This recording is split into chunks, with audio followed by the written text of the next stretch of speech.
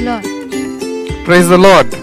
దేవుడి దగ్గరికి ముసుగుతో వస్తున్నామా, ముసుగు తీసి వస్తున్నామా? When we are coming to God, are we removing that veil or are we putting on the veil? ఇక్కడ ముసుగు అంటే అందరికీ ఇట్లా కవర్ చేసుకోవడం అనుకుంటారు. Everybody thinks veil means covering the face. ముసుగు తీసి రావడం, ముసుగు వేయడం రావడం అనంటే ఇవి పాత నిబంధనకి డిఫరెన్సెస్ అన్నమాట. The difference between removing the veil or still with the veil is the difference between Old Testament and New ముసుగు Testament. వేసుకుంటున్నారు అనంటే దేవుని యొక్క సత్యాన్ని ఇంకా వారు గ్రహించలేకపోతున్నారు కాబట్టి ముసుగు వేయడం జరిగింది. ఎందుకు వేసుకుంటున్నారు అన్నది కూడా తెలియాలి. Now, putting on a veil means they have not understood God. So we should know why the veil is still there. ఎవరు వేసుకోమన్నారు, ఎందుకు వేసుకోమన్నారు? Who has asked you to put on the veil and what is the purpose of the veil? ప్రతి వాళ్ళు కూడా పౌలు చెప్పాడు అందుకుని వేసుకోమన్నారు కాబట్టి నేను వేసుకుంటున్నాను. Many people say Paul has told to put on the veil. మరి I put అదే on. పౌలు చెప్పారు కదా ఎలా ప్రవర్తించాలో మరి. And also Paul also told about how to behave. Why people are not taking that అంటే into మీకు consideration. అనుగుణమైనవి మీరు తీసుకొని పాటిస్తున్నారు అని అంటే అది అవసరమే లేదు. Now when you're taking only those things which are favorable to you, that's not required. ఎందుకంటే దేవుడికి ఇష్టమైనవి చెయ్యాలి అని అనుకున్నప్పుడు అన్నీ కూడా ఆయనకి ఇష్టమైనవి చేయడానికి ఇష్టపడాలి కానీ నీకు నచ్చినవే చేయడానికి నువ్వు ఇష్టపడటం కాదు. You have to do everything that is pleasing to God, not only those which is selective or according to your wish. అలాగే చేస్తున్నారు అని అంటే ముసుగు వేస్తున్నారు అని అర్థం. If you are only selectively taking the commandments or the instructions that comes from God, that means you are still having the veil. సరే చూద్దాం 2 Corinthians 3:7. మరణకారమగు పరిచర్య రాళ్ల మీద చెక్కబడిన అక్షరములకు సంబంధించినదైనను మహిమతో కూడినదైనను అందుకే మోషే ముఖము మీద ప్రకాశించుచుండిన ఆ మహిమ తగ్గిపోవునదైనను ఇశ్రాయేలులు అతని ముఖము తేరి చూడలేకపోయిరి. ఇది మరణ కారణమగు పరిచర్య. This was a ministry of God that was actually leading to death. ఇది అక్షరము మీద రాయడం, అక్షరముతో ఒక రాళ్ళ మీద రాయడం జరిగింది. So the ministry of death was written and engraved on stones. ఇక్కడ రాసి ఉండటం జరిగిందంటే ఇది రాసిన తర్వాత అది నువ్వు జరిగించడం అన్నది మ్యాండేటరీ. ఇంకా ఒక్కటి మానేసినా మొత్తం నువ్వు fail అయినట్లే. So when this instructions was given, it was mandatory to accomplish each and every point, otherwise it would lead to death. అట్లాగే 2 Corinthians 3:8 చూడండి ఒకసారి. 2 కొరింథీయులకు రాసిన పత్రిక 3వ అధ్యాయము 8వ వచనం. 2 Corinthians chapter 3 verse 8. ఇట్లుండగా ఆత్మ సంబంధమైన పరిచర్య ఎంత మహిమగలదయ్యుండును. Verse 8. Shouldn't we expect far greater glory under the new way now that the Holy Spirit is giving life?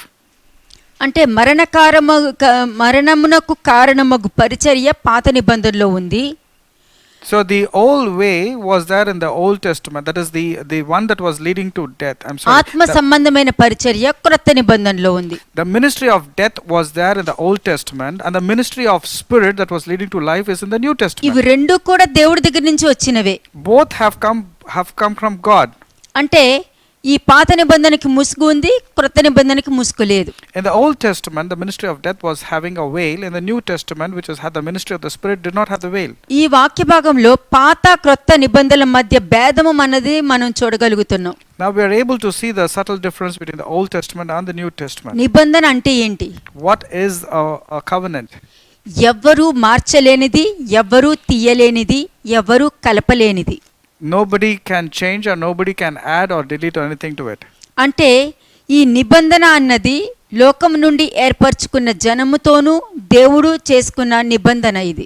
This was the covenant that was taken primarily given for those people who have been chosen by God. కాబట్టి ఎవ్వరూ కూడా ఈ నిబంధనని ఏ మనిషి కూడా మార్చడానికి అధికారం లేదు, అవకాశం లేదు. So no one has got any right to change or alter or add or delete to this covenant. అంటే మార్చలేడు, మార్చజాలడు, కొట్టివేయలేడు. So that means nobody should change or can change or delete. అంగీకరించొచ్చా లేదా అన్నది మీ చేతిలో ఉంది. Whether you want to receive it or not is purely in your decision. ఇది మీ మీద ఆధారపడి ఉంది. It's purely in your decision. ఎందుకంటే రెండు నిబంధనలు మీ ముందునే ఉన్నాయి. Because both the options are there in front of you. ఈ మరణకరమైన పరిచర్యకి, ఆత్మతో కూడిన పరిచర్యకి మధ్యలో ప్రధాన యాజకుడు ఉన్నారనేది గుర్తుపెట్టుకోండి. Remember, there is a chief high priest or an intercessor between the ministry of death and the ministry of spirit that's leading to life. ఇది గుర్తించకపోవడం వలన రెండిటిని కూడా క్లబ్ చేసుకుని వెళ్తున్నారు. Because they are not able to understand this, both are being clubbed together and taken forward. వ్రాతపూర్వకమైన పరిచర్య అక్షరంతో కూడుకున్నది, అంటే అది మోషే గ్రంథం. అది So the ministry of death was engraved on stones. That was basically what you call as the Moses law. ఇది ఏంటంటే ఆ కాలంలో ఇశ్రాయేల్ జనాంగము ఈ ధర్మశాస్త్రాన్ని తీసి చదివినప్పుడు, మోషే చదివినప్పుడు వాళ్ళు అంగీకరించేవారు. So those time when Moses was making an announcement of the Lord or speaking the law, people used to hear them. అప్పుడు చదివినప్పుడు వినేది. ఇప్పుడు మీకు మీరే చదువుకొని మీకు మీరే విని మీకు మీరే గ్రహించాలి. So the law was spoken and people used to hear it in the Old Testament, but now you have to read, you have to understand and take a decision. అది ఆత్మ కలిగిన పరిచర్య. And that is the ministry of spirit that's leading to life. ఒకవేళ మీరు కూడా పాత నిబంధనలాగే మోషే చెప్పినట్టు చదివినప్పుడు కూడా అప్పుడు విని వెంటనే మర్చిపోతున్నారంటే మీరు మోషే ధర్మశాస్త్రం కింద ఉన్నట్లు లెక్క. If you also are receiving the law, just hearing but forgetting and not practicing it, that means you're still in the Old Testament. చూడండి, Exodus 24 verse 2 to 8.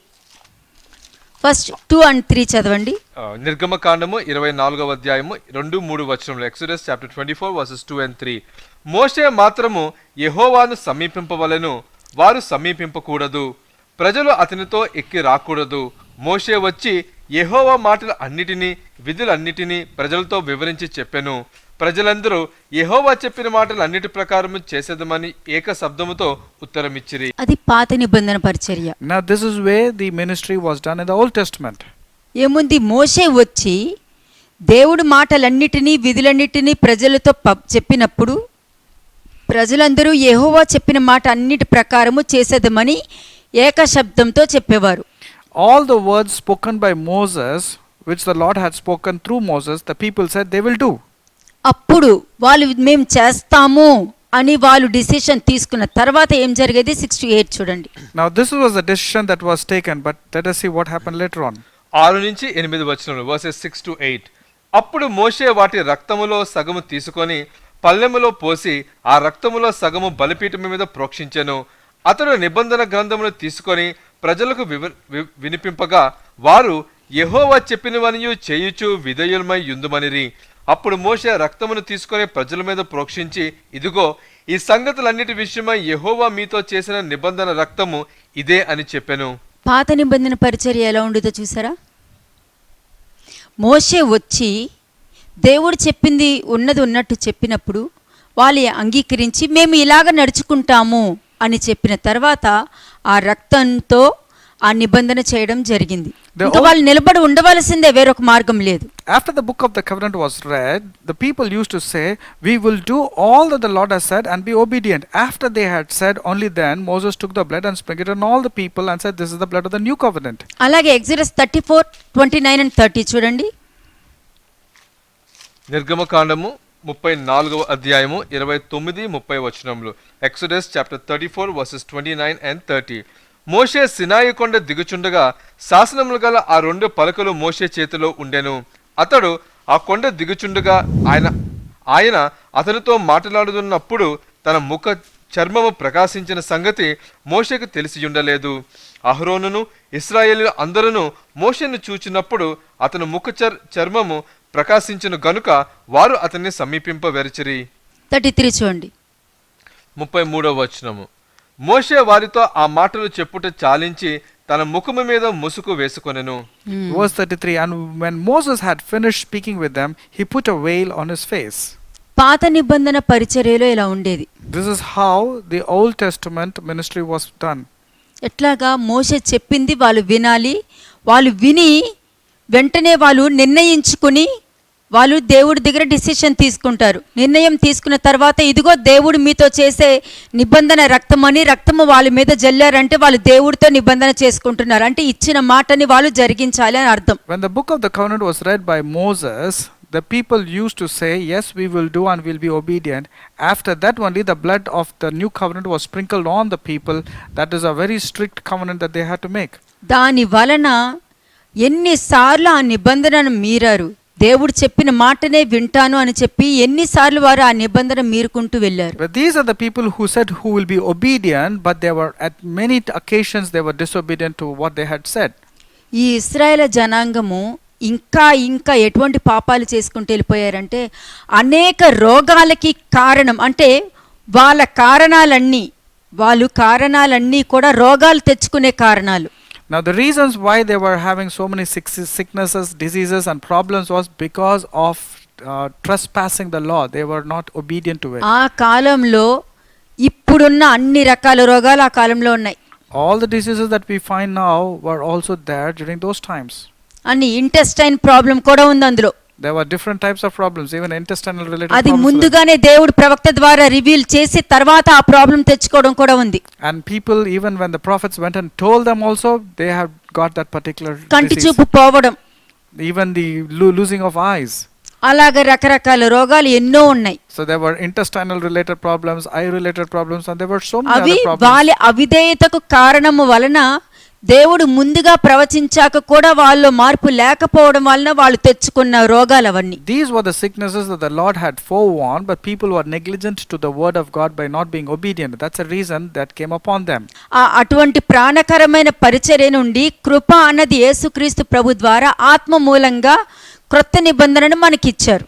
Now those Old Testament laws and instructions and things were so strict, but now because of Lord Jesus Christ, through His grace, through the Spirit that's leading to life by the ministry came to Jesus Christ, is received by us. సంతోషంగా ఉండాలి. ఆయన రావడం వలన ఆ మరణకరమైన పరిచర్య నుండి మనల్ని రక్షించి కాపాడి సరైన మార్గంలోనికి నడిపిస్తున్నారు. We have to be joyful that Jesus has bailed us out from the ministry of death by the ministry of Spirit and is helping us. ఎంతమంది ఇంకా పాత నిబంధనలోనే ఉన్నారు? But how many people are still stuck up in the Old Testament? పాత నిబంధన గ్రంథంలో ఒక్క దాని నుండి దేవుడు బయటికి తీసుకొచ్చారు. From the Old Testament, God has brought from బలుల నుండి బయటికి తీసుకొచ్చారు. The Old Testament is still prevailing. పండగల నుండి బయటికి He తీసుకొచ్చారు. brought us out from sacrifices. He brought ఏమేమి us out from ఆచరించాలో ఏమేమి మ్యాండేటరీ అని చెప్పారు వాటన్నిటి నుండి విడుదల చేశారు. God has bailed us out from all the things which was traditions and customs like sacrifices of the animals and other things. అంతవరకే. ఇంకా యేసుక్రీస్తు ప్రభు ఎంటర్ అయిన తర్వాత ఆ పాత నిబంధన మొత్తము మళ్ళీ క్రొత్త నిబంధనలోనే ఉంది. So even after Jesus Christ came, He was still emphasizing on the Old Testament things except for the sacrifices and the traditions part. అది బాహ్యంగా జరిగించేది, ఇది హృదయపూర్వకంగా జరిగించేది. Those were done externally, but here it is all related to the heart and the ఆ mind. హృదయపూర్వకంగా జరిగించేది కూడా పరిశుద్ధాత్మ నడిపింపుతో జరిగించేది. And even that which is to be done with the inner man, it has to be led by the Holy Spirit. అందుకే అపోస్తలు పౌలు ఒక ప్రశ్న వేశాడు. Apostle Paul had a question. గలషియన్స్ 3:5 చూడండి. Let's go to Galatians chapter 3 verse 5. గలతీయులకు రాసిన పత్రిక 3వ అధ్యాయము 5వ వచనం. గలషియన్స్ చాప్టర్ 3 వర్స్ 5. ఆత్మను మీకు అనుగ్రహించి మీలో అద్భుతములు చేయించువాడు ధర్మశాస్త్ర సంబంధ క్రియల వలన లేక విశ్వాసముతో వినుట వలన చేయించుచున్నాడు. పరిశుద్ధాత్మను అనుగ్రహించి అద్భుతములు చేయించే గొప్ప దేవుడు ఈ ధర్మశాస్త్రంలో బాహ్యంగా చేసే క్రియల వలన నువ్వు ప్రేమించి బాహ్యంగా నువ్వు అన్నీ కూడా నువ్వు దేవుడికి దశమభాగాలు ఇచ్చి నువ్వు బాహ్యంగా చేసుకున్న దానివల్ల నిన్ను ఆశీర్వదించాడు అనుకుంటున్నారా? That these things which is the Old Testament were external. Like for instance, just because God is blessing you, are you being blessed by God just because you're giving tithes and offerings? ఎందుకంటే వాళ్ళు బాహ్య రూపంగానే చెప్పారు మోషేతో, నువ్వు ఏది చెప్తే దేవుడు ఏది చెప్తే అది వింటాము అని చెప్పిన తర్వాత కూడా వారు వినకుండా వాళ్ళ ఇష్టానుసారంగానే జీవించారు. అది దేని వల్ల జరిగింది? ఆత్మ వల్ల జరిగిందా, ధర్మశాస్త్ర క్రియల వల్ల జరిగిందా? In Exodus 24, we clearly know these people said, we will be obedient to whatever you say. They were telling to Moses, but they were externally telling or they were telling it from their heart? నువ్వు విశ్వాసంతో దేవుని వాక్యము విని దాని తర్వాత నువ్వు decision తీసుకుని దాని మీద నిలబడ్డావనుకో, నువ్వు ముసుగు తీసిన వాడివే నిలబడగలుగుతున్నావు అని అర్థం. If you take a decision and are obedient to what decision you have taken, that means you are the person who have removed the veil from your face. అందుకే క్రొత్త నిబంధన జీవమునిచ్చే శక్తినిచ్చేది క్రొత్త నిబంధన. Now the life is given only through the ministry of Spirit which is there in the New Testament. ఆ క్రొత్త నిబంధనలో మీకు మరలా క్రొత్త జీవితం ఇవ్వగలదు. Now through that old death it can be brought back to life with the help of the అందుకనే Spirit. ఆత్మ శక్తి మీద ఆధారపడి ఉంది క్రొత్త నిబంధన. So therefore the New Testament is dependent upon the Spirit that gives to life. పాత నిబంధనలో రాతి మీద రాసుంటే క్రొత్త నిబంధనలో హృదయం మీద రాయడం జరిగింది. In the Old Testament when the law was written or engraved on the stones, the New Testament is written on the tablets of our heart. పరిశుద్ధాత్మ మానవ హృదయాలపైన రాసి ఆ హృదయాలను మార్చగలదు కాబట్టి అక్షర సంబంధమైన ధర్మశాస్త్రము అది చేయలేదు.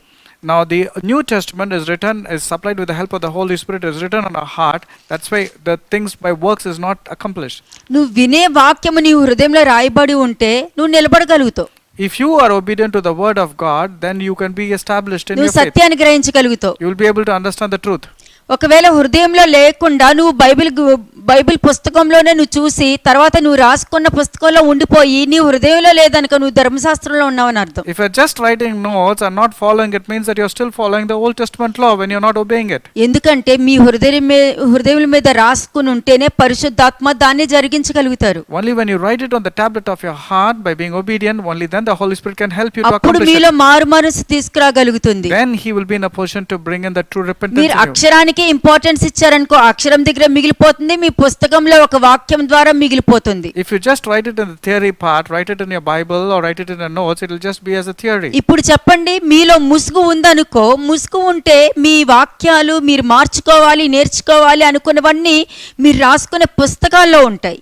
If you still have a veil, that means all the notes that you have written is only in the notebook or on the Bible that you have written, because you have not practiced it or not obedient to it. అదే మీరు ముసుగు లేని వారు అనుకోండి, మీ హృదయాల మీద ఉంటది. But if you are a person who is not having a veil, it will be there on the tablet of your heart by being obedient to it. అందుకునే మెయిన్ సత్యంలోనికి రండి. మా స్త్రీ మాట్లాడకూడదు, ముసుగు వేసుకోలేదు, అది లేదు ఇది లేదు, దీని మీద దృష్టి పెట్టారు కానీ మీ హృదయం మీద ఏముంది? Now come into this particular of understanding and realize, but removing the veil or not having a veil is the most important. Instead of that, you are thinking about should a woman preach or putting on the head covering. Don't దాని focus on మీద that. దృష్టి పెడుతున్నారు కానీ మీ హృదయాల మీద దృష్టి పెట్టట్లేదు. ఏ ఆలోచన మీద మీరు ఉన్నారో దృష్టి పెట్టట్లేదు.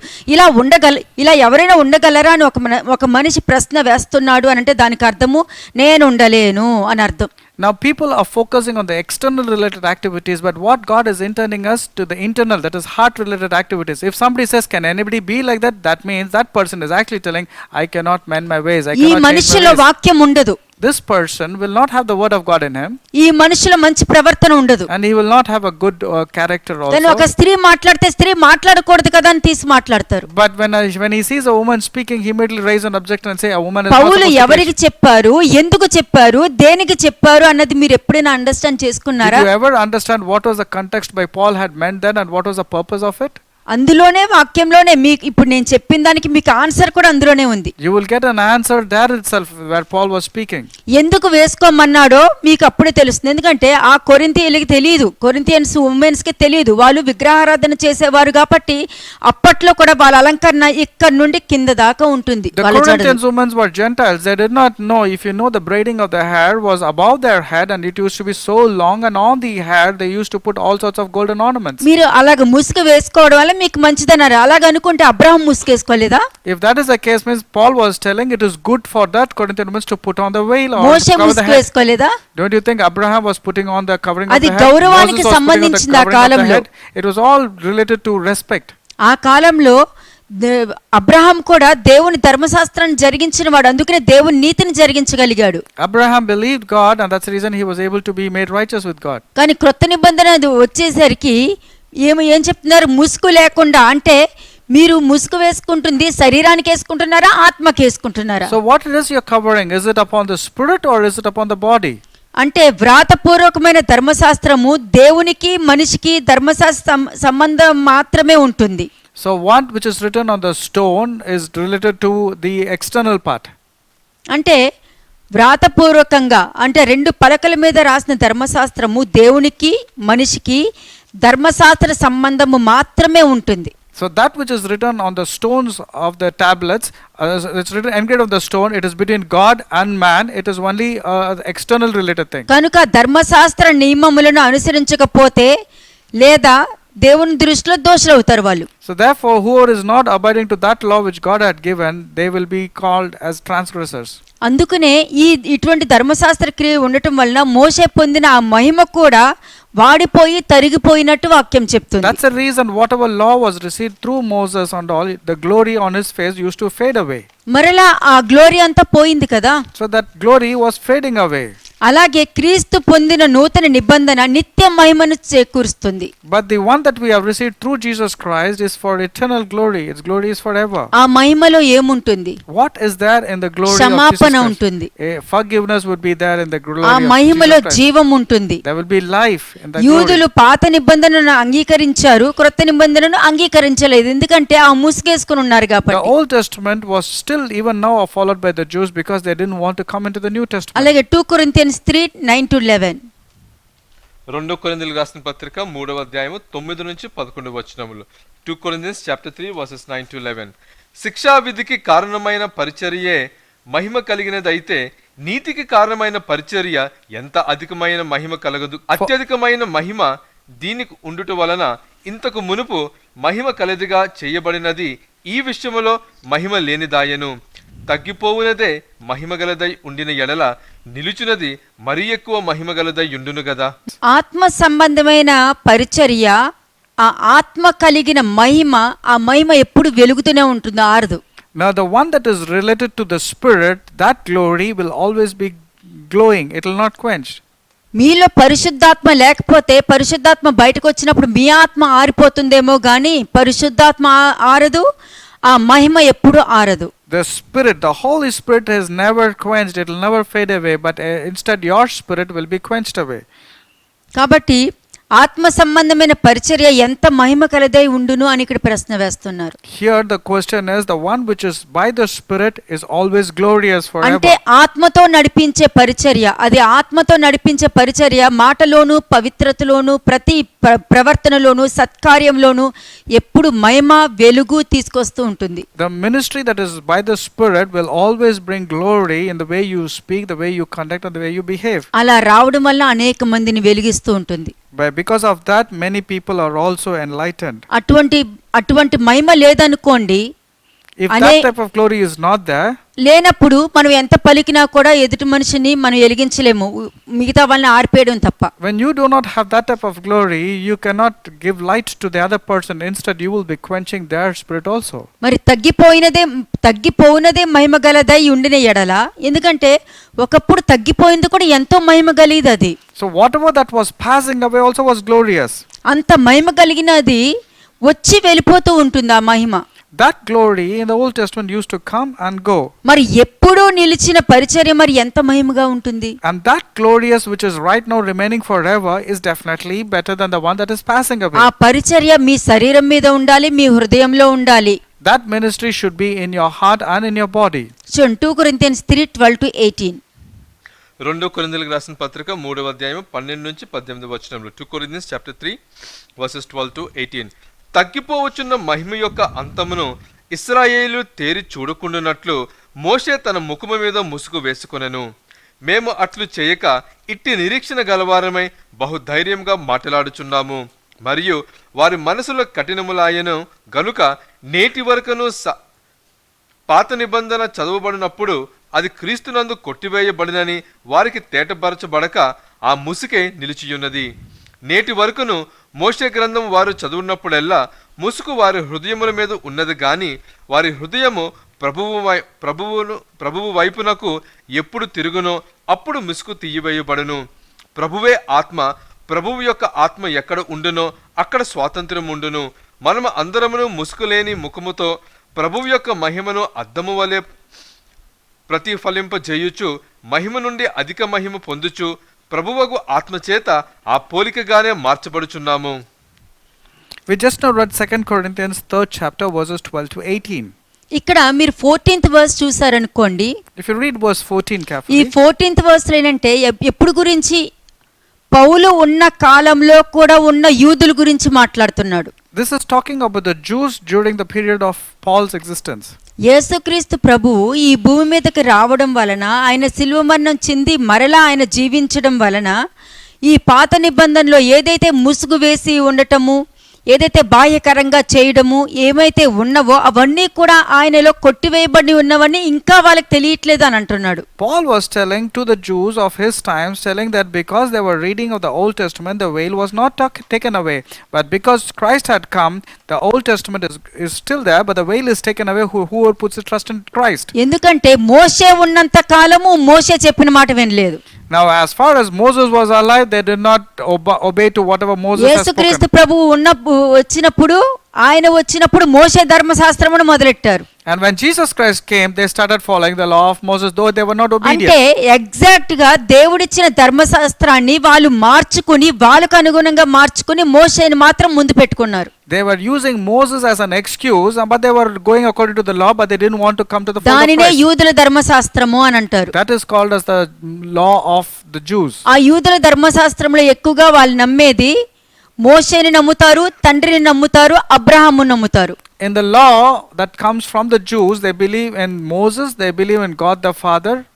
ఎందుకంటే Abraham. అబ్రహాముని ఎందుకు నమ్ముతారంటే అబ్రహాము మాకు తండ్రి అని చెప్పుకుంటానికి అబ్రహాము నమ్ముతారు. The reason why they believe in Abraham also, because they say we believe in Abraham because Abraham is our father. ఎందుకంటే మోషే ద్వారా మాకు దేవుడు ధర్మశాస్త్రం వచ్చింది కాబట్టి మాకు మోషేనే మాకు ప్రవక్త అని అంటారు. And they will say Moses is a prophet to us because only through Moses we know the law. కానీ మాకు తండ్రి దేవుడే అని అంటారు. And they will say God is our father indeed. కానీ వాళ్ళని అనుసరించి వీళ్ళు ప్రవర్తించరు. But they will not obey whatever God had instructed. కానీ యేసుక్రీస్తు ప్రభువు వచ్చి తండ్రిని పరిచయం చేశారు. But Jesus Christ came and introduced the Father to all of us. తండ్రిని పరిచయం చేసి తండ్రి మోషేకి ఇచ్చినవన్నీ ఆయన జరిగించాడు. And whatever God had given to Moses, Jesus Christ fulfilled all that law. ఆయన జరిగించిన తర్వాత అబ్రహాము అందరికీ తండ్రి అని చూపించాడు. And he also said that Abraham is a father to everyone who obeys to the covenant. కాబట్టి ఇక్కడ మోషే మహిమ దిగి వచ్చినప్పుడు ఎవరు అతను చూడలేకపోయారు. Therefore, when Moses had come down from Mount Sinai, nobody was able to see steadfast at his face. చూడండి ఒకసారి Ephesians 6:19 and 20. ఎఫెసీయులకు రాసిన పత్రిక 6వ అధ్యాయము 19-20 వచనములు. Ephesians chapter 6 versus 19 and 20. మరియు నేను దేని నిమిత్తము రాయబారిన సంఖ్యలలో ఉన్నానో ఆ సువార్త మర్మముగా ధైర్యముగా తెలియజేయుటకు నేను మాటలాడ నోరు తెరుచున్నప్పుడు దానిని గూర్చి నేను మాట్లాడవలసినట్టుగా ధైర్యంతో మాట్లాడుటకై వాక్శక్తి నాకు అనుగ్రహింపబడినట్లు నా నిమిత్తమును పూర్ణమైన పట్టుదలతో విజ్ఞాపన చేయుచు మెలకువగా ఉండుడి. ఇది క్రొత్త నిబంధనలో మహిమతో కూడిన పరిచర్య. Now, this is the ministry that is according to the New Testament. ఇది సువార్త మర్మము. This is the mystery of the gospel. ఇది అపోస్తలు పౌలు చెప్తున్నాడు. Apostle Paul is mentioning నేను about this. దేనికోసము రాయబారిన సంఖ్యలతో ఉన్నానో ఈ సువార్త ఆ సువార్త మర్మము ధైర్యంగా తెలియజేయుటకు నేను మాట్లాడడానికి నోరు తెరుస్తున్నాను అని He's అంటున్నాడు. saying, I am speaking boldly to make the known of the mystery of the gospel, for which I am an ambassador in change, that I may speak boldly to you. ఎందుకంటే క్రొత్త నిబంధన జీవం కలిగినది కాబట్టి పరిశుద్ధాత్మ నడిపింపు ఉంది కాబట్టి ధైర్యంతో మాట్లాడే వాక్ శక్తిని పొందుకుంటారు వాళ్ళు. The ministry of spirit is always leading to life. That's the reason whoever uses the పాత this New నిబంధనలో Testament, they'll ప్రవక్తలు speak boldly. పలకడానికి కూడా ఒక్కొక్కసారి ఆ జనానికి భయపడేవారు. The Old Testament, the prophets are also at times are used to be thinking twice before they can tell to the Samuel people. సౌలుకు భయపడలేదా? Did not Samuel be afraid at times? అలాగే for Saul? దావీదుకి ప్రవక్త భయపడలేదా? Did not Nathan also was skeptical to talk to అట్లాగే ఆ David? కాలంలో ఉన్నట్టు చెప్పడానికి భయపడేవారు. ఎందుకంటే ఆ మహిమ అప్పుడు ఉండేది తగ్గిపోయేది కాబట్టి వాళ్ళు భయపడేవారు. The glory of God used to come and fade away on the prophet. That's the reason they were not sure to whether to tell because of the fear. కానీ ఇక్కడ మహిమ మనిషి మీదే ఉంటుంది, ఆత్మ కూడా మనిషి హృదయంలో ఉంటుంది. But the glory is inside the person, and also the spirit of the Lord is inside the person. That's the reason they can boldly speak. అందుకనే ఇక్కడ పౌలు ధైర్యంతో మాట్లాడడం జరుగుతుంది. That's the reason Paul is speaking boldly as he ought to speak. అంటే పౌలు ఎప్పుడు ఎట్లాగా తెలుసండి, ప్రతి దానికి కూడా రెడీ అయ్యి ఉంటారు. మీరు ఇప్పుడు రెడీ అవ్వడం ఏంటంటే దేవుని దృష్టిలో నువ్వు రెడీ అవ్వాలి, కానీ నీ దృష్టిలో నువ్వు రెడీ అవ్వడం ఉండటం కాదు. Paul was ever ready, so we have to be ready according to what God tells us to be ready, not according to your నువ్వు own దేవుడి దృష్టిలో రెడీగా ఉన్నావు అనుకో, ఎవరు ఏది చెప్పినా కూడా నువ్వు కరెక్షన్ తీసుకుంటావు. If you are ready in the sight of God, you will receive correction from anybody. నీకు నచ్చిన వాళ్ళు నీకు కరెక్షన్ ఇవ్వాలి అని అనుకుంటున్నావు అంటే నువ్వు దేవుడి చిత్తంతో లేవు, నీ చిత్తంతో నువ్వు జీవిస్తున్నావు అని అర్థం. If you want correction only from people whom you like, that means you are not in God's will, you are in your own will. అందుకనే అపోస్తలుడు పౌలు ధైర్యంతో మాట్లాడుతున్నాడు. That's the reason Apostle Paul was speaking very boldly. అందుకనే ప్రతి వారికి ధైర్యంగా బుద్ధి చెప్తున్నాడు. Apostle Paul was able to speak out boldly. ప్రతి వారిని కూడా రిసీవ్ He చేసుకుంటున్నాడు. was able to receive every person. ఇప్పుడు యోబు ఎలా receive చేసుకున్నాడండి? How did Job receive correction? యోబు భార్య వచ్చి అనలేదా, నువ్వు దేవుని శపించి నువ్వు చచ్చిపోనన్నది. Even Job's wife came and told to Job, you curse God and die. కానీ యోబు ఎలా రిసీవ్ చేసుకున్నాడు? But how did Job receive that correction? అంటే అక్కడ యోబు దేవుని గెలిపించాడు. There Job was giving a victory to God.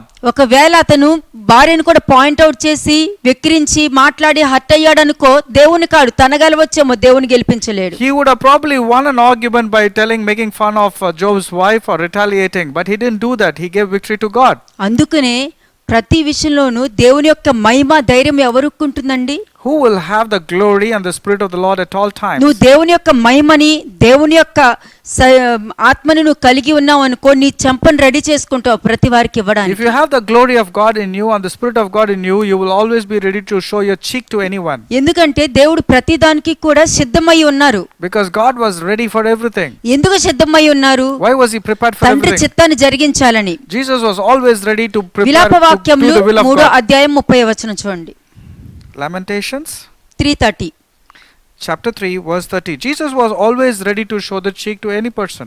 విలాప వాక్యములు 3వ అధ్యాయము 30వ వచనము. అతడు తన్ను కొట్టువాని తట్టు తన చెంపను త్రిప్పవలెను, అతడు నిందతో నింపబడవలెను.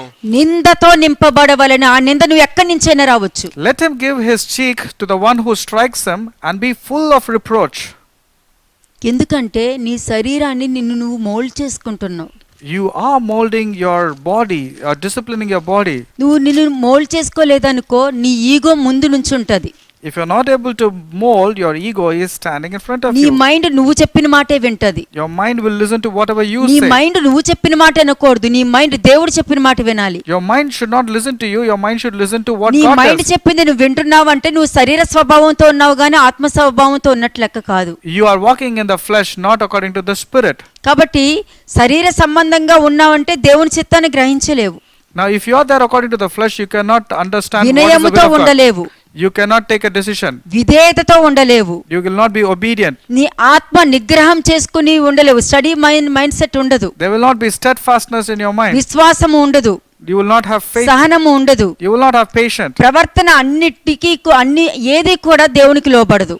Your character, your conduct will not obey to నువ్వు God's will. దేవుని క్రమశిక్షణను నిలబడితేనే యేసుక్రీస్తు ప్రభు యొక్క స్వభావాన్ని నువ్వు పొందుకోగలుగుతావు. Only if you discipline your spiritual body according to God, only then you will be right. లేకపోతే నువ్వు పొందుకోలేవు. Otherwise you cannot. ఆలోచించండి ఎక్కడున్నారు. Think about it. Where are you? ఇది కొత్త నిబంధనకి పాత నిబంధనకి సంబంధించిన డిఫరెన్సెస్ చూసారా? Did you see the difference between the Old చూడండి. Testament and the New Testament? Romans 10:3-5. రోమిల్కి రాసిన పత్రిక 10వ అధ్యాయము 3 నుంచి 5 వచనములు. Romans chapter 10 versus 3, 4 and 5. ఏలయనగా వారు దేవుని నీతి ఎరుగక తమ స్వనీతిని స్థాపింప బూనుకొనుచు దేవుని నీతికి లోబడలేదు. విశ్వసించు ప్రతివానికి నీతి కలుగుటకై క్రీస్తు ధర్మశాస్త్రముకు సమాప్తి అయి ఉన్నాడు. ధర్మశాస్త్రము మూలముగు నీతి నెరవేర్చువాడు దాని వలనే జీవించునని మోషే వ్రాయుచున్నాడు.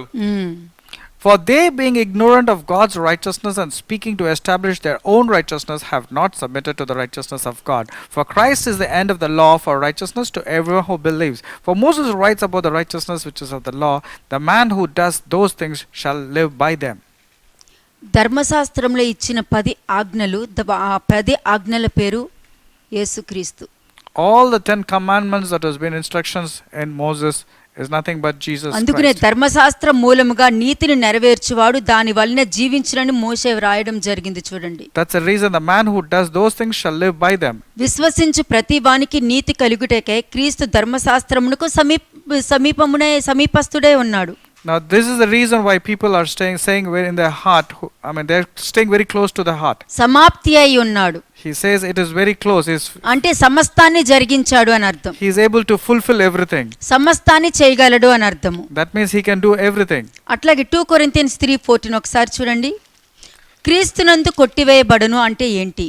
What is the meaning by being taken off, the veil is taken away by Christ? క్రీస్తునందు కొట్టివేయబడును అంటే వారు బాహ్యంగా జరిగించారు అని అర్థం.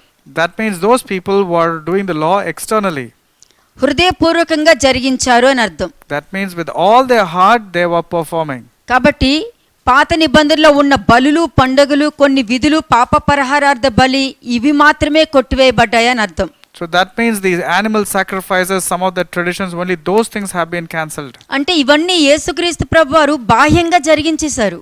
Now all these things Jesus Christ came and fulfilled the law. హృదయపూర్వకంగా జరిగించేశారు. He came and did it with all his heart. అందుకనే ఈ బలుల గురించి గాని దహన బలుల గురించి కానీ, అపరాధ బలుల గురించి కానీ, పండగల గురించి కానీ వీటన్నిటినీ కూడా యేసుక్రీస్తు ప్రభువులో కొట్టివేయడం జరిగింది. యెషయా 6వ అధ్యాయము 9-10 వచనం. Isaiah chapter 6 versus 9 and 10. ఆయన నీవు పోయి ఈ జనులతో ఇట్లనుము, మీరు నిత్యము వినుచుందురు గాని గ్రహింపుకుందురు, నిత్యము చూచుచుందురు గాని తెలుసుకొనకుందురు. వారు కన్నులతో చూచి చెవులతో విని హృదయంతో గ్రహించి మనసు మార్చుకొని స్వస్థత పొందకపోవునట్లు ఈ జనులు హృదయము క్రొవ్వివేసి వారి చెవులు మందపరిచి వారి కన్నులను మూయించుమని చెప్పెను. అంటే మీరు కంటితో చూస్తున్నారు, కానీ మీకు సమస్య వచ్చినప్పుడు మీరు చూసింది మర్చిపోతున్నారు కదా. You're seeing with your eyes, but when the situation arises, you're not able to be victorious. మీరు చెవులతో వింటున్నారు కానీ గ్రహించట్లేదు కదా. You're hearing with your ears, but you're not able to understand. హృదయంతో గ్రహించలేకపోతున్నారు కదా. You're not able to comprehend with your heart. మీరు కంటితో చూసేది మీరు చూసినట్టు అందరూ చూడాలని కోరుకుంటారు. Whatever you see, you want everybody to see the way అది you చాలా see. తప్పు. అది That approach is మీరు wrong. చెవులతో మీరు వినేది మీరు వినేటట్టు ప్రతి వాళ్ళు వినాలనుకుంటారు. The way you hear, you want everybody to hear. That is also అది not తప్పు fair. కదా. That is not correct. మీరు మీ హృదయంతో గ్రహించేది మీలాగా అందరూ గ్రహించాలంటారు. You want others to understand the way you understand. అలా ఉండదు కదా. That's not fair. That's not కాబట్టి correct. మీకు అనుగుణంగా మనుషులు ఉండాలని మీరు కోరుకుంటున్నారు అని అంటే ప్రతిదీ కూడా మీరు డిసిషన్ తీసుకుని అలాగే ప్రతి వాళ్ళు ఉండాలని కోరుకుంటున్నారు అని అర్థం. That means you want everybody to take the decision that you have taken and you have seen and perceived. That's not correct. అందుకే దేవుడు అంటున్నారు వారు మనసు మార్చుకోవట్లేదు అని అంటున్నారు. That's the reason the Lord is telling they are not giving themselves to change. ఎందుకంటే వాళ్ళు మార్చుకోవట్లేదు కాబట్టి స్వస్థత పొందపోవున్నట్లు ఈ జనులు హృదయం క్రొవ్వినదయ్యేను అనింది. క్రొవ్వినదయ్యేనంటే ఈగోతో ఉన్నారని అర్థం. That means the heart of this people has become dull, means they have ego. That's the reason they are not returning and they are not getting healing. పాత నిబంధనలో అందరూ అలాగే ఉన్నారు. Because in the Old Testament all the people were like that. ఎన్నిసార్లు ఎన్ని అద్భుత కార్యాలు ఇశ్రాయేలు జనాంగం చూడలేదు. Many miracles the people of Israel have seen. ఎంతమంది ఇశ్రాయేలు రాజులు ఎంతమంది అద్భుత కార్యాలు చూడలేదు. Many kings of Israel, many people of Israel have seen మరి many miracles. అన్ని అద్భుత కార్యాలు చూసిన ఇశ్రాయేలు జనాంగం యొక్క రాజు కూడా తనకి స్వస్థత కోసము ఎక్రోనుకు పంపించాడు. Now that's the reason the king had sent to Israel for his commander to be healed. ఎక్రోన్కి ఎందుకు పంపించారు? నాకు ఎప్పుడు స్వస్థత కలుగుతుంది, స్వస్థత కలగడానికి నేను ఏం చెయ్యాలని అడగడానికి దేవుల దగ్గరికి పంపించారు. And they had sent to Ekron and that too to a temple of Baal to go and inquire when he is going to receive healing. ఎక్రోన్కే కదా ఒకసారి దేవుని మందసాన్ని తీసుకెళ్లడం వలన వాళ్ళ గడ్డలతోనూ బాధలతోనూ అనుభవించి ఇశ్రాయేలు దేవుడి వలన ఈ కష్టం మనం అనుభవిస్తున్నామని వాళ్ళు బాధపడ్డారు ఆ జనాంగం అంతాను. Now the land of Ekron, which was on the Philistine side, when the Ark of the Covenant went over there, they had all the boils and they had to go through so many sufferings. మరి అంత గొప్ప దేవుడి యొక్క శక్తి ఆ ఎక్రోనులో ఉన్న జనాలు అందరూ తెలుసుకోగలిగారు, ఆ ఫిలిష్తీయులందరూ తెలుసుకున్నారు. కానీ ఈ ఇశ్రాయేలు జనాంగం యొక్క రాజు నిజమైన దేవుని గ్రహించలేకపోయాడు. చూసారా? But the king of Israel, instead of going and asking or inquiring of the true Lord of the prophet, he was suggesting to go to Ekron to the temple of Baal. ఈ రోజు కూడా చాలా మంది దేవుని శక్తిని చూసి దేవుని వాక్యాన్ని గ్రహించి ఆ విగ్రహం అనే ఈగోను ముందు పట్టుకుని లైఫ్ లీడ్ చేస్తున్నారంటే ఆ ఎక్రోన్లో ఉన్న వాళ్ళకి వీళ్ళకి ఏంటి తేడా ఉంది? Now even now also people say they are believing in God, but they are having that ego inside their heart and worshipping that ego. So what is the difference between those people and now? ప్రతి వారిని నువ్వు receive చేసుకోగలగాలి. You have to receive every person. నువ్వు receive చేసుకుని నిన్ను accept చేసేటట్టు నువ్వు నీ లైఫ్ లీడ్ చేయాలి. You have to receive and accept it and then move forward. అప్పుడే నిన్ను అనేక మంది రిసీవ్ చేసుకోగలుగుతారు. Only then you will be in a position to receive everybody. అర్థమైందా? పాత నిబంధనకి క్రొత్త నిబంధనకి ఎంత డిఫరెన్స్ ఉందో. క్రొత్త నిబంధనలో ఇంకా ముసుగులో ఉన్నారు కాబట్టి వాక్యం తెలిసి కూడా వాక్యం తెలియనట్టు ప్రవర్తిస్తున్నారంటే ఒకసారి ఆలోచించండి. This is the difference between Old Testament and New Testament, and even now also people after knowing the word of God also are putting on the veil. అంటే క్రీస్తులో ఏది కొట్టివేయబడిందని చెప్తున్నామో అదే పట్టుకుని ఇంకా ప్రవర్తిస్తున్నారు కదండి. All the things that has been nullified after Christ coming, people are still wanting to apply that in their lives. పాత నిబంధనలో క్రీస్తులో కొట్టివేయబడింది ఏంటి? What are the things that was taken off? మోషే ధర్మశాస్త్రం చదివితే వాళ్ళు విని మోషే చెప్పినట్టు జరిగించడం. Number one, when Moses was speaking out the law, people used to hear. That was taken off.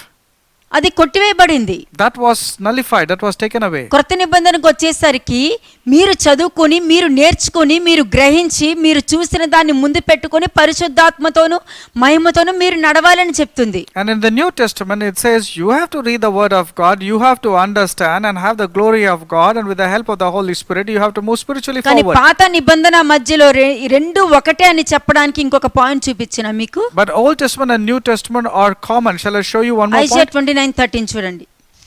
యెషయా 29వ అధ్యాయము 13వ వచనం. Isaiah chapter 29 verse 13.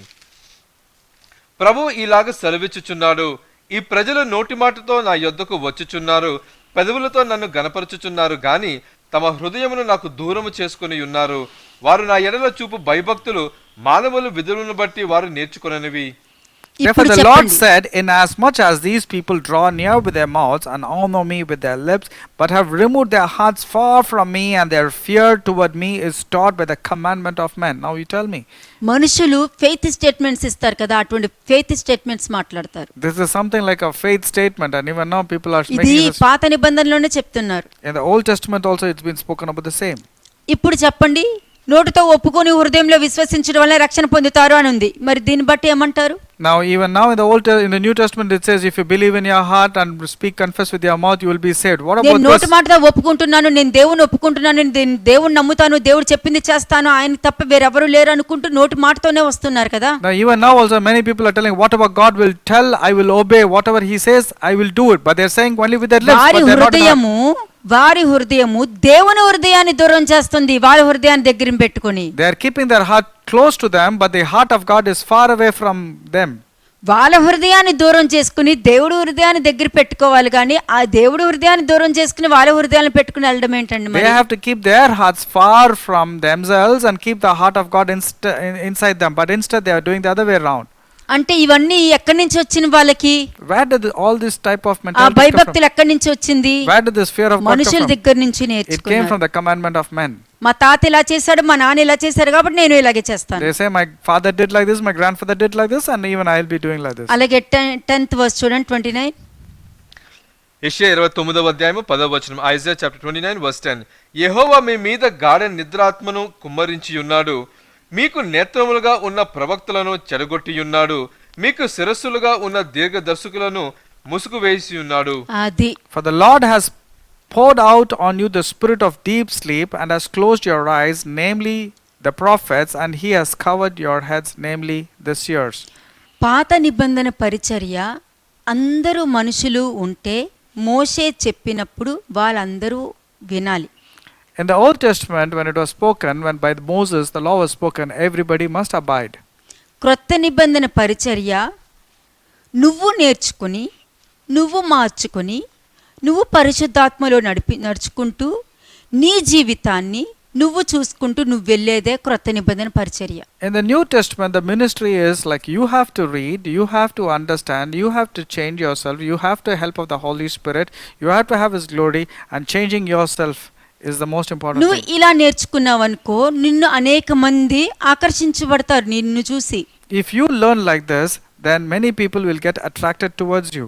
ఇతన్ని ఎప్పుడు చూసినా సంతోషంగా కనిపిస్తాడు నాకు అని. They will say, whenever I see this person, he is always full of joy. ఈ మనిషి మాట్లాడితే తెలియని సంతోషం ఉంటుంది, నాకున్న భారమంతా పోతాది అని అంటారు మనుషులు. People will say, whenever I speak to this person, my grief, my sorrow vanishes away. Brothers, sister, మీరు నాతో మాట్లాడకపోయినా పర్లేదు, మీరు అలా కనిపిస్తే చాలు నాకు ఎంత సంతోషంగా ఉంటుందో అని అంటారు. There are some people who will say, even if you don't speak to us, if I just see you, there is so much of joy. ఎందుకు ఈ మాట అంటారు? Why this type of speech is వారిలో coming? ఉన్న ఆత్మను వాళ్ళు చూస్తున్నారు, మనిషిని చూడట్లేదు. Because of the transformation in the spirit in the person, they are able to see the spirit and వారిలో they are ఉన్న happy. మహిమను చూస్తున్నారు, మనిషిని చూడట్లేదు. They are able to see the glory of God, not that person. ఇది క్రొత్త నిబంధన పరిచర్య అంటే. This is the ministry of spirit according to the New ఈ Testament. 10th వర్స్ చూసారా? మీరు మీరు ఓన్గా మీరు దేవుడికి కనెక్ట్ అవ్వకుండా నువ్వు మనుషులకి కనెక్ట్ అయ్యనుకో, ఏ మనిషికి కనెక్ట్ అవుతావో ఆ మనిషికి ముసుగు వేస్తారు. ఎందుకంటే ఆ మనిషి నిన్ను తనకి కనెక్ట్ చేసుకున్నాడు, దేవుడు కనెక్ట్ చేసుకోవట్లేదు. Now you have, if you don't like somebody, that you're putting a veil on that particular person, so you're not connecting to God. అంటే ఏంటి? గాఢ నిద్రాత్మ. That means the Lord is pouring out a spirit of slumber. గాఢ నిద్రాత్మను కుమ్మరించి ఉన్నాడు, మీకు నేత్రములుగా ఉన్న ప్రవక్తలను చెడగొట్టి ఉన్నాడు, మీకు శిరస్సులుగా ఉన్న దీర్ఘదర్శులకు మూసుకు వేసి ఉన్నారు. ఎవరు? దేవుడు. Remember, this is the Lord's doing, for the Lord has poured out on you on a spirit of deep sleep, and he has closed the eyes of your prophets and the visionaries. అంటే వాళ్ళు వాక్యం చెప్తారు, నువ్వు వాక్యం చదవాలి కదా. They will say the word of God, but you have to read the word of God. వాళ్ళు ఎలాగైనా చెప్పుకుంటూ వెళ్తారు, కానీ సత్యమో వాళ్ళు చెప్పేది నువ్వు వినాలి, వాక్యంలో ఉందో లేదో అని నువ్వు గ్రహించాలి కదా.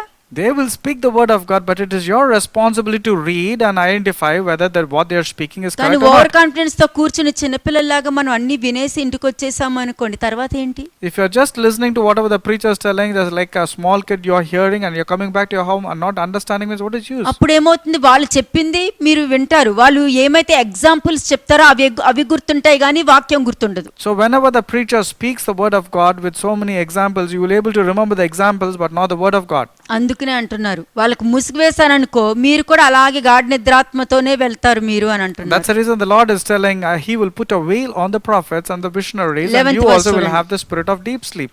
11వ వచనం verse 11.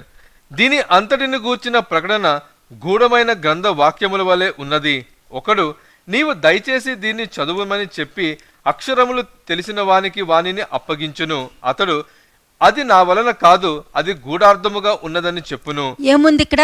The whole vision has become to you like the words of a book that is sealed, which men deliver to one who is literate, saying, read this please, and he says, I cannot, for it is sealed.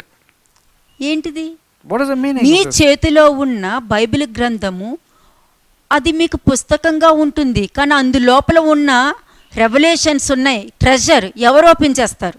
This Bible that you have in your hand has full of treasures in it, hidden mysteries in it.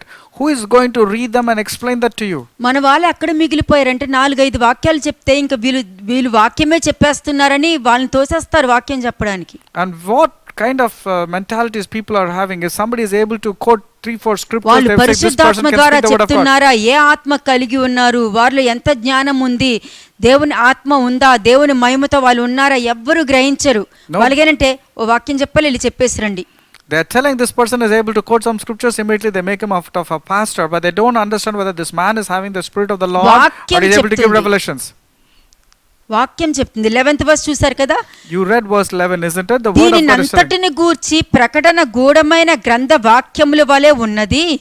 ఒకడు నీవు దయచేసి దీన్ని చదువుమని చెప్పి అక్షరములు తెలిసిన వానికి, బాగా చదువుకునే లిటరేచర్కి నువ్వు ఇచ్చినా కూడా అతను తీసి చదవలేడు. All the future events in this visions are like a sealed book to them. It's in the Bible.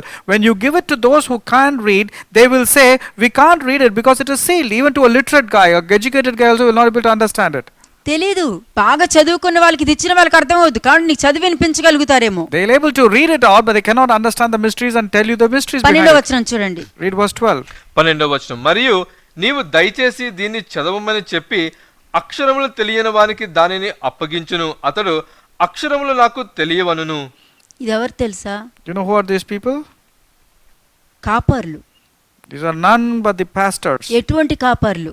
What type of pastors it's been mentioned? బైబిల్లో ఉన్న మర్మాలను తీసి మీకు బయలుపరిచి రాబోయే ప్రమాదకరం నుండి నిన్ను రక్షించగలిగేదే నిజమైన కాపరి. A true pastor is a one who will explain to you about the future that is going to happen and the events that's going to take place నిజమైన and safeguard కాపరి you. మీ కుటుంబంలో సంతోషాన్ని నింపుతాడు. A true pastor will always bring joy to your family.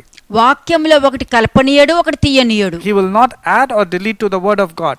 వాక్యానికి ఒక ఉదాహరణగా నీ సాక్ష్యం చూపిస్తాడు, అప్పుడు నిన్ను ఒక పత్రికగా నిలబెడతాడు అక్కడ. He will be as an example and ensure that you also are an example and make you an epistle of Christ also. నిన్ను ఒక్కొక్క సాక్ష్యము ఒక్కొక్క పత్రికగా మార్చి నిలబెట్టి అదొక బుక్ కింద మిమ్మల్ని నిలబెట్టి దేవునికి మహిమ తీసుకొస్తారు. Every person will be made as an epistle of Christ and he will make him as a book and give it to the Lord. కాబట్టి పెద్ద లిటరేచర్ ఉన్న వాళ్ళకి ఇచ్చినా కూడా వాళ్ళకి అర్థం కాదంట. So the people who have, వాక్యం చెప్తుంది ఇది సత్యము, ఇది దిస్ ఇస్ మై ఎక్స్పీరియన్స్, నేను చెప్తున్నా. this is my practical experience, even who are highly done their theological courses or divinity courses also will not be in a position to explain the mysteries of the Bible. అలాగే అక్షరములు రాని వాళ్ళకి ఇచ్చినా కూడా అంటే ఏంటంటే మామూలుగా నువ్వు బయట వాళ్ళు ఎవరికైనా బైబిల్ చదవమంటే వాళ్ళు చదివేస్తారు, కానీ వాళ్ళు కూడా అర్థం అవ్వదు. So to an uneducated person who is not able to read also, he will have to read but he cannot understand because he doesn't know how to read. కాబట్టి దేనికి ఎక్కువ ఇంపార్టెన్స్ ఇస్తున్నారు? What are you giving importance to? అందుకనే Isaiah 8:20. యెషయా 8వ అధ్యాయము 20వ వచనం. Isaiah chapter 8 verse 20.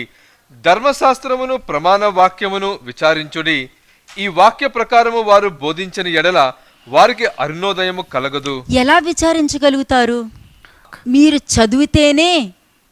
చదివితేనే దాని ప్రకారం జీవించితేనే మీరు మర్మాల్ని చూడగలుగుతారు, వినగలుగుతారు, గ్రహించగలుగుతారు. Only when you read and understand, you will be able to understand the mysteries and all the deep secrets. లేదనుకో ఇలా వినేసి ఇలా వదిలేసి వెళ్ళిపోయినట్టు ఉంటుంది. Otherwise, you will be just hearers of the word of God. అలాగే ఇప్పుడు కూడా దేవునితో దగ్గర సంబంధం కలవారుగా ఉండాలి. Therefore, we have to always be the people who are very close to God's heart. ఇలా అందరూ ఉండాలనుకుంటారు. Everybody wants to be close. Main దేవుడికి కావాల్సిందంటే ప్రతి వారు కూడా దేవునితో దగ్గర సంబంధం కలిగి ఉంటేనే నువ్వు దేవుడితో ఉన్నావా లేదా అన్నది నువ్వు గ్రహించగలుగుతావు. Only when you are very close to God's heart and become very close about ఎలా God's knowing, ఉండగలుగుతావు? you నీలో will be able to మార్పును understand. చూసుకోగలుగుతావు కాబట్టి. Number one, you will be able to see the changes in you. నీలో ఉన్న పరిశుద్ధాత్మ నిన్ను correction చేస్తది. Because the Spirit of the Lord that is inside you will correct you. ఎవరు నిన్ను correction చేయనవసరం లేదు. Nobody needs to change you or correct నిన్ను you. నువ్వు కరెక్షన్ చేసుకున్నావు అనుకో, యథార్థంగా కరెక్షన్ చేసుకుంటే నీ తప్పులు నీకు తెలుస్తాయి. When you correct yourself, introspecting, examining yourself, you will know your ఒక్కొక్కసారి mistakes. పరిశుద్ధాత్మ నీకు కరెక్షన్ చేసుకోవడం రాదు కాబట్టి అనేక మందిని పంపిస్తారు కరెక్షన్ చేయడానికి. Since you do not know how to correct yourself, the Holy Spirit God will send so many అది people to correct you. Receive చేసుకోవాలి. అక్కడ నీకు ఆప్షన్ లేదు. You have to receive. There is no multiple option. Choice questions లేవు. There is no multiple choice questions over there. నేను నేర్చుకున్న వాక్య ప్రకారము no multiple choice questions. There is no multiple choice question and answers also. Question and answer అంతే. It's only one question, one answer. కాబట్టి చాలా మందికి multiple choice question కావాలనుకోండి, దేవునితో దగ్గర సంబంధం కలవారిగా కనపరుచుకోవాలని అనుకుంటారు వాళ్ళు. They want to be very close to God, but they choose multiple answers for them. కానీ వారి హృదయంలో దేవునికి అవిధేయులు, బాహ్యంగా దేవునికి దగ్గరకు వస్తారు మరి చూడటానికి. But they are disobedient people, but they'll come as if they are obedient to God. అంటే అంతరంగికంగా దేవునికి దూరంగా ఉంటారు. But internally their hearts are far away from God. కాబట్టి భక్తి ఆచారము మాత్రము దగ్గరకు ఉంటది. But their belief patterns, their love for God will be external. కానీ ఇవన్నీ కూడా ఆచారాలకి ఎక్కువ ఇంపార్టెన్స్ ఇవ్వడం, బాహ్యంగా ఇంపార్టెన్స్ ఇవ్వడం, దేవుడు భక్తి అని అంటారు. కానీ వాళ్ళ హృదయాలు దూరంగా ఉంటాయి, వాళ్ళ క్రియలు కూడా దేవుని ప్రవర్తనకి దూరంగా ఉంటాయి. They will say that they have devotion for God, but their hearts are far away. Their conduct and their speech also is far away from God. వీళ్ళ గురించేనండి మోషే కూడా చెప్పాడు, అలాగే అపోస్తల పౌలు కూడా చెప్పాడు, యేసుక్రీస్తు ప్రభు కూడా చెప్పారు. చూడండి మాథ్యూ 15:7-9. మత్తయి సువార్త 15వ అధ్యాయము 7 నుంచి 9 వచనములు. Matthew chapter 15 versus 7 to 9. Matthew chapter 15 verses 7 to 9. వేషధారుల- Moses has been speaking, Paul has been speaking, and Jesus also has been speaking about these people. వేషధారులారా, ఈ ప్రజలు తమ పెదవులతో నన్ను గనపరచుదురు గాని వారి హృదయం నాకు దూరముగా ఉన్నది. మనుషులు కల్పించు పద్ధతులు దైవ ఉపదేశములని బోధించుచు వారు నన్ను వ్యర్థముగా ఆరాధించుచున్నారని యెషయా మిమ్మును గూర్చి ప్రవచించుట మాట సరియే అని వారితో చెప్పి. ఎందుకు యేసుక్రీస్తు ప్రభు వారి మాట తీశారు? Why did Lord Jesus Christ quote Isaiah here? మరి పాత నిబంధన మొత్తం కొట్టివేయబడి ఉన్నప్పుడైతే మరి ఇదే మాట అపోస్తల పౌలు మాట్లాడాడు, ఇదే మాట యేసుక్రీస్తు ప్రభు వారు మాట్లాడారు, ఇదే మాట ఐజయా ప్రవక్త కూడా మాట్లాడాడు. Now the same word was spoken by Isaiah the prophet, by Lord Jesus Christ, and even Paul. If the Old Testament was nullified, why did they quote the Old Testament again? చెప్పండి.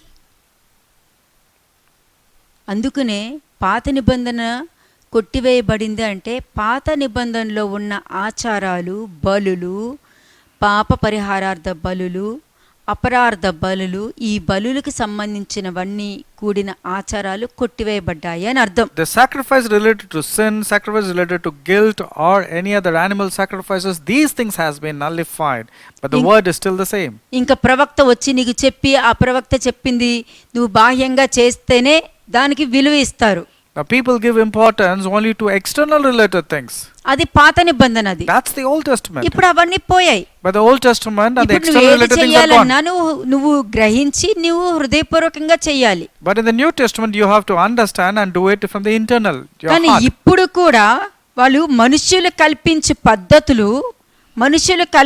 పద్ధతులు దైవోపదేశములను బోధించుచు వారు నన్ను వ్యర్థంగా ఆరాధించుచున్నారని యెషయా మిమ్మును గూర్చి ప్రవచించిన మాట సరియే కదా అని క్రొత్త నిబంధనలో కూడా చెప్తున్నారంటే మరి ఆలోచించుకోండి. Now think about what Jesus Christ is telling, and in vain they worship me, teaching as doctrines the commandments of men. Even now teachers are like that. అక్కడ ఆయన ఏం చేస్తున్నారు తెలుసా, వాళ్ళకున్న ముసుగుని నెమ్మదిగా తీయడానికి చూస్తున్నారు కానీ వాళ్ళు కఠిన మనస్తత్వంతో ఈగోతో వాళ్ళు తీయట్లేదు.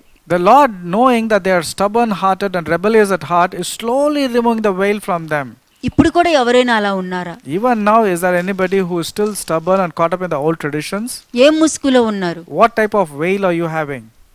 చెప్పండి, ఏ ముసుగులో ఉన్నారు? Are you having still ఎన్నో veil రకాల in you? ముసుగులు ఉన్నాయి, చూపించాను కదా. There are different types of దేవుడే veil. ముసుగు వేయడం జరుగుతుంది. It is God himself will put a Moshe veil. వేసుకున్న ముసుగు వేరే, Moses is putting a veil is different. పౌలు చెప్పిన ముసుగు వేరే, Paul was talking about different veil. ఇలాగ ఒక్కొక్క ముసుగు వేరే. There are different types of veil. ఇప్పుడు నేను చెప్పాను కాబట్టి మీకు తెలుస్తుంది. You are able to understand because I'm telling you. లేకపోతే అన్ని ముసుగులు ఒకటే అని అనేవారేమో. Others you will be thinking all veils are same. కాబట్టి పాత నిబంధనకి క్రొత్త నిబంధనకి అన్న డిఫరెన్సెస్ అనేది మీరు తెలుసుకొని ఉండాలి. You have to know the difference between Old Testament and the New Testament. దేవుని ప్రజలుగా ఉండాలని అనుకునేవారు సంపూర్ణ విధేయత కలిగి ఉండాలి. A person should have absolute obedience to the person who is close to God. ఎందుకంటే పాత నిబంధనలో తప్పులు దాచుకునేవారు. Because in the Old Testament people used to hide their sins. కానీ క్రొత్త నిబంధనకు వచ్చేసరికి తప్పు ఒప్పుకునే అవకాశం దొరికింది. But in the New Testament you have a chance to confess and forsake them. పాత నిబంధన బాహ్యపరంగా జరిగించేవారు. In the Old Testament it was all about external related things. క్రొత్త నిబంధన నోటితో ఒప్పుకొని హృదయంతో జరిగించాలని చెప్తున్నారు. But in the New Testament you have to accept it in your heart and also confess it. హృదయపూర్వకంగా విశ్వసించాలి, హృదయపూర్వకంగా జరిగించాలి, హృదయపూర్వకంగా దేవునికి ఇష్టంగా జీవించాలి. It's all about the heart, all it's heart related. Wholeheartedly you have to do it. చూడండి acts 28, 26, 27. అపోస్తల కార్యము 28వ అధ్యాయము 26, 27 వచనములు. Acts chapter 28 versus 26 and 27. మీరు వినుట మట్టుకు విందురు గాని గ్రహింపనే గ్రహింపరు, చూచుట మట్టుకు చూతురు గాని కాననే కానరని ఈ ప్రజల యొద్దకు వెళ్ళి చెప్పుము. ఈ ప్రజలు కన్నులారా చూచి చెవులారా విని మనసారా గ్రహించి నా వైపు తిరిగి నా వలన స్వస్థత పొందుకుంటున్నట్లు వారి హృదయము క్రొవ్వియున్నది. వారు చెవులతో మందముగా విని కన్నులు మూసుకొని ఉన్నారు అని పరిశుద్ధాత్మ యెషయా ప్రవక్త ద్వారా మీ పితరులతో చెప్పిన మాట సరియే.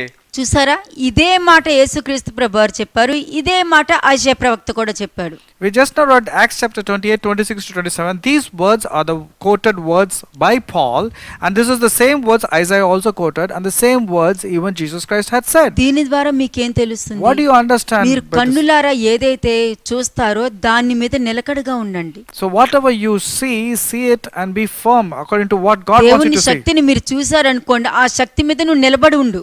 If you see the power of God, stick to that. తర్వాత నీకు ఏ నెగటివ్ వచ్చినా దేవుడు నీకు చేసిన గొప్ప కార్యాన్ని బట్టి ఆ నెగటివ్ ని పక్కకు తోయి. If there is anything negative that's coming up in your life, see the work of God and remove the negative from your నువ్వు life. చెవులారా విన్నావు అని అనుకో, If you have heard through your ears, నువ్వు దేవుని మాట వినడం వలన నువ్వు అద్భుత కార్యం నువ్వు చూడగలిగావు. you are able to see the work of God because you are able to see నువ్వు and దాని hear. మీద నిలబడి ఉండు. Stabilize yourself in that. ఒకవేళ ఏదైనా నెగటివ్ గా వినేది పరిస్థితి ఏది వచ్చినా, అది నీ గురించైనా దేని గురించైనా వచ్చినా దాన్ని పక్కకు తోసే. If there is anything negative that's concerning you or anything else, leave it aside. అప్పుడు నువ్వు హృదయంతో గ్రహించగలుగుతావు. Then you will be able to understand with your heart. ఈ మూడు కూడా దేవుడు చేసిన కార్యాలు నువ్వు మర్చిపోయి ఆ సమయంలో ఉన్నవి నువ్వు గుర్తు పెట్టుకుంటున్నావు అనుకో, నువ్వు దేవుడి వైపు తిరగట్లేదు కాబట్టి నువ్వు నీకు స్వస్థత దొరకట్లేదు, అంటే నీ విశ్వాసానికి స్వస్థత నీకు దొరకట్లేదు. But instead of not doing like this, if you remember only the existing moments and think about what you want to say, that means you're not able to remember what God has done to you. That's the reason you're not also getting healing. అలాగే పౌలు ఇక్కడ ముసుగు గురించి మాట్లాడాడు. Likewise, Paul also was talking మీరు about 2 a veil. Corinthians 3:15-16 ఒకసారి చూడండి.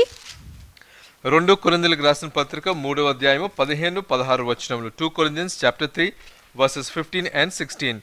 నేటి వరకును మోషే గ్రంథము వారు చదువునప్పుడెల్లా ముసుగు వారి హృదయముల మీద ఉన్నది గాని వారి హృదయము ప్రభువు వైపునకు ఎప్పుడు తిరుగునో అప్పుడు ముసుగు తీసివేయబడును. But even to this day, when Moses is read, a veil lies on their heart. Nevertheless, when one turns to the Lord, the veil is taken away. ఎందుకు ఈ ముసుగు గురించి అపోస్తలుడు పౌలు ప్రస్తావించడం జరిగింది. Why did Paul emphasize about the veil?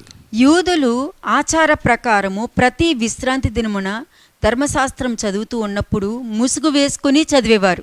The Jews on the day of Sabbath used to put on the veil and read the Moses law. వినినప్పుడు చదివినప్పుడు ఎవరు గ్రహించలేరో వారి హృదయములు ముసుగు ధరించుకుని ఉంటారు అని అర్థం. So that means whenever the law was read, when people did not understand, that means the veil was still there with them. ఇప్పుడు ఎవరు చెప్పినా నువ్వు రిసీవ్ చేసుకోవట్లేదు అని అంటే నువ్వు ముసుగు వేసుకున్నావు కాబట్టి ఎవరిని రిసీవ్ చేసుకోవట్లేదు. If you're not able to receive anybody, means that means you still have the veil in your heart, ఎందుకంటే సత్యాన్ని గ్రహించట్లేదు. because you're not able to understand the truth. క్రీస్తుని తెలుసుకోకుండా ముసుగు వేసుకున్నారు వాళ్ళు. You do not understand Christ, but you have put on the veil in నువ్వు your heart. క్రీస్తుని తెలుసుకున్నావు, But you know Christ. నువ్వు క్రీస్తుని తెలుసుకున్నావు అని తెలుసుకుంటే నువ్వు తెలుసుకున్న ప్రవర్తన నీలో కనిపించాలి. If you say that you know Christ, your behavior also should be like Christ. అప్పుడు నీకు ముసుగు లేదనేది గ్రహించగలుగుతారు. Then we'll know that the veil is taken away from you. ఎందుకంటే ఎందుకు వాళ్ళు ముసుగు వేసుకున్నారు? Why was the veil still there in సరే them? మరలా చెప్తాను ఎందుకు వాళ్ళు ముసుగు వేసుకున్నారంటే, వాళ్ళు వాక్యము వినినప్పుడు చదివినప్పుడు ఎవరు వాటిని గ్రహించలేకుండా ఉంటారో వారి హృదయాలకు ముసుగు వేసుకోవడం జరుగుతుంది. So when the law was read, when people did not understand, their hearts were veiled away. అందుకనే వాళ్ళు గ్రహించలేకపోతున్నారు. The hearts, their veil was there, and that's the reason they did not understand. చాలా మంది వాక్యం వింటున్నారు, Many people are hearing the word of God. బయటికి వెళ్ళాక మర్చిపోతున్నారు. But the moment they go out or when they face a situation, they అంటే forget. సత్యం గ్రహించకుండా క్రీస్తుని తెలుసుకోకుండా ముసుగు వేసేసుకుంటున్నారు That వాళ్ళు. means they are not understanding the truth, understand Christ, and putting on the veils in their heart. అందుకనే ఎవరితోనైనా మాట్లాడేటప్పుడు కానీ advise ఇచ్చేటప్పుడు కానీ వాక్యం గుర్తుకు రాకుండా వాళ్ళ ఓన్ అండర్స్టాండింగ్ ముందుకు వస్తుందని వాళ్ళు ముసుగేసుకుని ఉన్నారని అర్థం. That's the reason when they are giving suggestion to somebody and they are giving counsel to somebody, they don't give it according to ఇంకొక the word రకం of God. They ముసుగు speak కూడా according ఉంది. to their own understanding. There is one more veil. వాళ్ళు ఆశించిన దానినే వెతకాలనే ముసుగు. There is a veil that they want to do according to what they search for. అంటే వాళ్ళకు అనుగుణంగా మాట్లాడాలని, వాళ్ళకు అనుకూలమైన వాళ్ళనే, వాళ్ళు ప్రేమించే వాళ్ళనే వాళ్ళు ఇష్టపడతారు, వాళ్ళు ప్రేమించే వాళ్ళని ఇష్టపడరు వాళ్ళు. These category of people will love only those people who they love or they are being loved. Otherwise they don't not love them. ఇది ఒక టైప్ ఆఫ్ ముసుగు ఇది. This is another type of veil. అలాగే వారికి అనుకూలమైన భోగములను ఎంచుకొనుట ద్వారా ముసుగు ధరించుకుని ఉంటున్నారు. So they are liking only things that they like. That's the reason they're putting on the veil. అందుకే ముసుగులో నుండి క్రీస్తును వ్యతిరేకులు అయ్యారు వాళ్ళు. That's the reason they have become disobedient to Christ. ఎన్ని రకాల ముసుగులు ఉన్నాయో చూసారా? See how many types of veils are there? వాక్యాన్ని గ్రహించకుండా ఉన్నారంటే ముసుగే. If they are not able to understand the word of God, దేవుడు it is a ఒక veil. మాట చెప్పి ఇలా జరిగించండి అని చెప్పినప్పుడు అది జరిగించలేకపోతున్నారంటే ముసుగే. If they are not able to follow what God has given them an instruction, that మీరు is a veil. ముసుగు వేసుకున్నారు కాబట్టి మీకు దేవుడు చెప్పిన దానికన్నా మీరు అనుకున్నదే మీకు హైలైట్ అవుతుంది. That's the reason whatever you think is getting highlighted because you're not able to remember God. అందుకే యూదులకి దేవుడికి మధ్యలో ఏముందండి? What is the thing that is there between Jews and God? ముసుగు ఉంది. There is a veil in between ఆ God and the ముసుగు Jews. ఉండటం వల్ల అది సత్యం అని తెలుసు కూడా దాన్ని రిసీవ్ చేసుకోరు. They know it is the truth, but still they don't want to receive the truth. అందుకే వాళ్ళు అవిధేయత, అహంకారము అంతా నాకు తెలుసు అనే ముసుగులో That's ఉన్నారు. the reason they are thinking that's the reason they are disobedient, అన్నీ ego, నాకు and they're తెలుసు. thinking that they know everything. ఎప్పుడు గుర్తుపెట్టుకోండి, ఎవరైనా ఒకప్పుడు పాత దీపం అనుకో అనే పదం నేను వాడాను అనుకో, If somebody says, if you know about my past, you know in the past I was like this. దానికి అర్థం తెలుసా? You know what it means when somebody నేను is talking about ఇప్పుడు the past? అదే ప్రాచీన జీవితంలో ఉన్నాను అని అర్థం. That means even now that person is still the same old person. అంటే దానికి అర్థం అక్కడ నువ్వు చెప్పేది సాక్ష్యం కాదు. It is not a testimony you are actually telling. ఒకవేళ నేను పాత దీపం అనుకో, నేను ఎలా ఉండేదో తెలుసా అని తీసావంటే నీ హృదయంలో ఇంకా ఆ స్వభావం ఉంది. If you would have mentioned, you know, in the past, if the same thing would have happened, I would have behaved like that, means the same అంటే characteristics are నీకు still there in you. నీ క్రొత్త జీవితానికి పాత జీవితానికి మధ్యలో నువ్వు ఒకప్పుడు అన్న పదం ఉపయోగించావంటే నీకు మళ్ళీ ముసుకుంది. Between your old past and the existing life, if you say, if I am the old person, I would have been like that, means నువ్వు that means you కొత్తగా still have మారిన it. తర్వాత పాత గురించి ఎందుకు? When you have changed as a new person, why do you talk about the things of the past? పాత గురించి ఎందుకు? Why do you have to talk about the past? పాత ఎప్పుడు ఒప్పుకుంటారో చెప్పనా? You know when the old things have been spoken? ఒకప్పుడు అన్నిటికీ ఏడ్చేదాన్ని, ఇప్పుడు దాని నుంచి బయటకు వచ్చానని చెప్పి బాగుంటది. You can say, yes, in the things of the past I used to sulk, I used to cry, but now I'm not doing it. That's a good thing. కాబట్టి ప్రతిదీ కూడా నువ్వు తీసుకునే విధానాన్ని బట్టి ఉంటుంది ఏదైనా. It all depends upon what you speak and what decisions you have taken. అది నెగిటివ్ విషయాలు ఒకప్పుడు ఇలా ఉండేదాన్ని ఒకప్పుడు ఇలా ఉండేవాడిని అని నువ్వు అనుకుంటున్నావు అంటే నువ్వు ఇంకా మారలేదు. If you keep telling the past, ఇంకా if I అదే was this, స్వభావం ఉంది కాబట్టి ఒకప్పుడు అన్న పదం వాడుతున్నావు, అదేం గొప్ప కాదు. it's not a thing of pride statement where making a statement telling that if I was there in the past, I would have behaved like this. That's not a right statement. ఇప్పుడు అవిధేయత అహంకారము అంతా నాకు తెలుసు అని ముసుగు ఉన్నప్పుడు ఇంకా ఎట్లాగా ఆ మనిషి దేవుని సత్యాన్ని గ్రహించగలుగుతారు? When you are disobedient and you're having ego, how can this person understand the truth? మనకు ముసుగు లేదని ఎలా చెప్పగలుగుతాము? How do you know that the veil is not there in you? ప్రభు యొక్క మహిమతో మన జీవితాలు మార్చబడుతున్నాయి అని అంటే మనకు ముసుగు లేదు అని అర్థం. If we are living according to Christ and obeying to whatever he says, that means you don't have the veil. దేవుని వాక్యమును గ్రహించి ఆ ముసుగును మీరు తీసి పాడేస్తున్నారు. You are understanding the word of God and removing the veil on your own. అందుకనే ముసుగు లేకుండా దేవుని సన్నిధికి వస్తున్నారు. That's the reason you're coming to the presence of God without the veil. ఆ ముసుగు లేకుండా వస్తున్నారు కాబట్టి మీరు వినగలుగుతున్నారు, గ్రహించగలుగుతున్నారు, చూడగలుగుతున్నారు. You are removing the veil. That's the reason you're able to see, you're able to hear and able to understand. మీరు గొప్పవాళ్ళు అంటే మిగతా వాళ్ళు చెడ్డవాళ్ళని కాదండి. Just because you're great, that doesn't make the other person నువ్వు inferior. గొప్పగా ఆడబడుతున్నావు అంటే నువ్వు ప్రతి వాళ్ళని ప్రేమించి నువ్వు దేవుడి తట్టుకు తిప్పుతావని నిన్ను ఎంచుకున్నారని అర్థమే గాని నువ్వు గొప్ప పక్కనోళ్ళు చెడు అని కాదు. If God has called you means so that you with all your humbleness and meekness will go and say the other person, doesn't mean that you are great and the other person is inferior. అందుకనే ఆ ముసుగు అనేది నువ్వు తొలగించుకున్నావు అనుకో, If you remove that veil on your own, మనం క్రీస్తుని ఎరిగిన వారమైతే ఆయన తెలుసు అనేటటువంటి మహిమ మన జీవితంలో వెలుగునిస్తూ ఉంటుంది. if you believe that you are walking according to Christ, the glory will be there inside you and it will give light to you. ఇప్పుడు ఎంత మంచి అందే చెప్పాను కదా, ఎంత మంచి చేస్తున్నారని గొప్ప కాదు, దేవుని దృష్టికి చెడ్డది చేయకుండా జాగ్రత్త పడండి. It's not how good you are doing, but be sure that you don't do anything which is wrong in the sight of God. Isaiah 25:7. యెషయా 25వ అధ్యాయము 7వ వచనం. Isaiah chapter 25 verse 7. సమస్త జనములు ముఖములను కప్పుచున్న ముసుకును, సమస్త జనముల మీద పరచబడిన తెరను ఈ పర్వతము మీద ఆయన తీసివేయును. Isaiah 25 verse 7, he will destroy on this mountain the surface of the covering cast over all the people and the veil that is spread over all nations. ఇప్పుడు చెప్పండి ఈ ముసుగు ఏంటి? What is this veil? ఈ ముసుగు యొక్క లక్షణాలు చెప్తా. అజ్ఞానము, భ్రమ అనే ముసుగు. This veil is nothing but ignorance and deception. The veil. అది తీసివేస్తాను అని దేవుడు చెప్తున్నాడు. The Lord is telling he will take off the veil of ignorance and the veil of deception. మీకు మీ కాళ్ళకి ముళ్ళు గుచ్చుకుంది. Let's say there's a thorn that came under నువ్వు your feet తీసుకోలేకపోతున్నావు. and you're not in a position to remove నువ్వు the నాకు thorn or nail. అవకాశం ఇచ్చావనుకో నేను వచ్చి తీయగలుగుతాను. And if you give me a chance, I will be in a position to remove that nail or thorn from your feet. కాబట్టి ఈయన అదే చెప్తున్నారు, ఆయన వచ్చి తీస్తానని అనట్లేదు. నువ్వు అవకాశం ఇస్తే ఆయన వచ్చి నీలో ఉన్న అజ్ఞానము, భ్రమ, డిసెప్షన్ అనే ముసుగు నేను మీకు తీసేసి జ్ఞానాన్ని ఇస్తానని చెప్తున్నారు. The Lord is not telling I will come and remove, but he is telling only if you are willing, I'll be in a position to come and remove it, the veil of ignorance and deception. నిత్య జీవపు మార్గంలో నడవగలిగే అవకాశం మీకు దొరుకుతుంది అని అర్థం. అప్పుడు That means you have an opportunity to move into the eternal life. ఆ ముసుగు తొలగిస్తే ఏమో ఉంటుంది? What will happen if that cloud of gloom is removed? ప్రతి వాని ముఖము మీద కన్నీరు ఉండదు, సంతోషం ఉంటుంది. There will not be any tears, there will be always joy. శ్రమ ఉండదు, నింద ఉండదు. There will not be humiliation, there will not be tribulation. ఈ శ్రమ నింద అన్న ముసుగు పోయి సంపూర్ణ విమోచన మీకు దయచేస్తారు. And God will remove all the things which is not correct. He will ముసుగు తీయడం అంటే ఇదండి. This is what is called as removing of the veil. ముసుగులు చాలా ఉన్నాయి. There are different types of veils. అది గుర్తుపెట్టుకోండి. Remember that. ఈ లోకపరంగా చూసారంటే ఇంతకు మీకు 2 వాక్యాలు చెప్పాను చూసారా, పెద్ద చదువులు చదువుకున్న వాళ్ళకి ఆ మర్మాలు తీయలేరు, చదువు లేనివాడు కూడా చెప్పలేడు. As I told you earlier in Isaiah, many people who are highly educated will say that the seal of the book is there, we cannot open. And the people who are uneducated, మనిషి మాత్రమే ఆ book తీసి చదవగలుగుతారు. but the uneducated people will simply say, I don't know how to read. అదే గుడ్డివారు చదవగలుగుతారు. But the people who have the Spirit of the Lord in them will be able to reveal the mysteries. Ephesians 4:18 చూడండి. Ephesians 4 verse 18.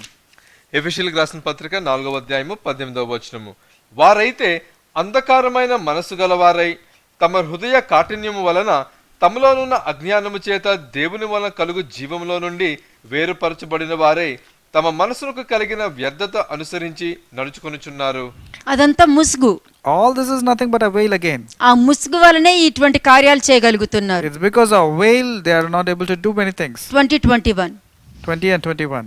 20-21 వచనములు. అయితే మీరు యేసును గూర్చి విని ఆయన యందు సత్యము ఉన్నది ఉన్నట్లుగానే ఆయన యందు ఉపదేశింపబడిన వారైన ఎడల మీరు అలాగు క్రీస్తును నేర్చుకునేవారు కారు. కాబట్టి సత్యాన్ని మీరు తెలుసుకున్నారనుకోండి, వారిలాగా ముసుగు వేసుకుని మీరు ఉండలేరు అని అర్థం అక్కడ. If you know the truth, you will not be like those people having a veil over their face. అలాగే 2 Corinthians 3:17 and 18. 2 కొరింథీయులకు రాసిన పత్రిక 3వ అధ్యాయము 17-18 వచనములు. 2 Corinthians chapter 3 verses 17 and 18. ప్రభువే ఆత్మ, ప్రభువు యొక్క ఆత్మ ఎక్కడ ఉండునో అక్కడ స్వాతంత్ర్యం ఉండును. మనమందరమును ముసుగు లేని ముఖముతో ప్రభువు యొక్క మహిమను అద్దము వలె ప్రతిఫలింపజేయుచు మహిమ నుండి అధిక మహిమను పొందుచు ప్రభువు ఆత్మ చేత ఆ పోలికగానే మార్చబడుచున్నాము. ముసుగు తీసివేస్తే ప్రభువాగు ఆత్మ చేత పోలికగా మార్చబడతారు, ఆయన స్వభావాన్ని కలిగి ఉంటారు. If you remove the veil from your face also will be glorious and been transformed in the same image from glory to God, just as 1 by the Spirit of Corinthians Lord. 15:45-47. మొదటి కొరింథీయులకు రాసిన పత్రిక 15వ అధ్యాయము 45 నుంచి 47 వచనములు. 1 Corinthians chapter 15 verses 45-47. ఇందు విషయమై ఆదామును మొదటి మనుషుడు జీవించి ప్రాణి ఆయనని వ్రాయబడి ఉన్నది. కడపటి ఆదాము జీవింపజేయు ఆత్మ ఆయనే. ఆత్మ సంబంధమైనది మొదట కలిగినది కాదు, ప్రకృతి సంబంధమైనదే మొదట కలిగినది, తరువాత ఆత్మ సంబంధమైనది. మొదట మనుష్యుడు భూ సంబంధి అయి మంటి నుండి పుట్టినవాడు, రెండవ మనుష్యుడు పరలోకము నుండి వచ్చినవాడు. మంటి నుండి పుట్టినవాడు ఎట్టివాడో 47 వరకే చదవండి. We just now read 1 Corinthians 15 chapter verses 45-47. మీరు యేసుక్రీస్తు ప్రభు దగ్గరికి వచ్చినప్పుడు మీరు ఆదాము వలె ఉన్నట్లు లెక్క. When you have come to the fold of Christ, it's like as if you are coming like Adam. జీవించి ప్రాణి వలె ఉన్నారు అని అర్థము. That means you are become a living being. లోకంలో ఉన్నారు అని అర్థము. That means you are in this world. కానీ కడపటి ఆదాము జీవింపచేయ ఆత్మ అయ్యేను. అంటే మీరు యేసుక్రీస్తు ప్రభు దగ్గరికి రావడం వల్ల జీవింపచేయ ఆత్మ ద్వారా మీరు జీవిస్తున్నారని అర్థం. Then the second Adam is Jesus Christ and you have become a life-giving spirit. అందుకనే ఆత్మ సంబంధమైనది మొదట కలిగినది కానీ ప్రకృతి సంబంధమైనది మొదట అవలేదు. చూసారా? Did you see that is not spiritual is not the first but the natural, but afterward the spiritual. అంటే మొదట మనిషి పుట్టి తర్వాత ఆత్మతో జీవింపచే మనిషి పుట్టినా ఇదే మొదటకు వచ్చింది చూడండి. Though the spiritual is not first but the natural, the spirit has become first now. అందుకనే పాత నిబంధన వచ్చి క్రొత్త నిబంధన వచ్చినా క్రొత్త నిబంధనే ముందు ఉంది. Though the Old Testament came first, the New Testament has become first now.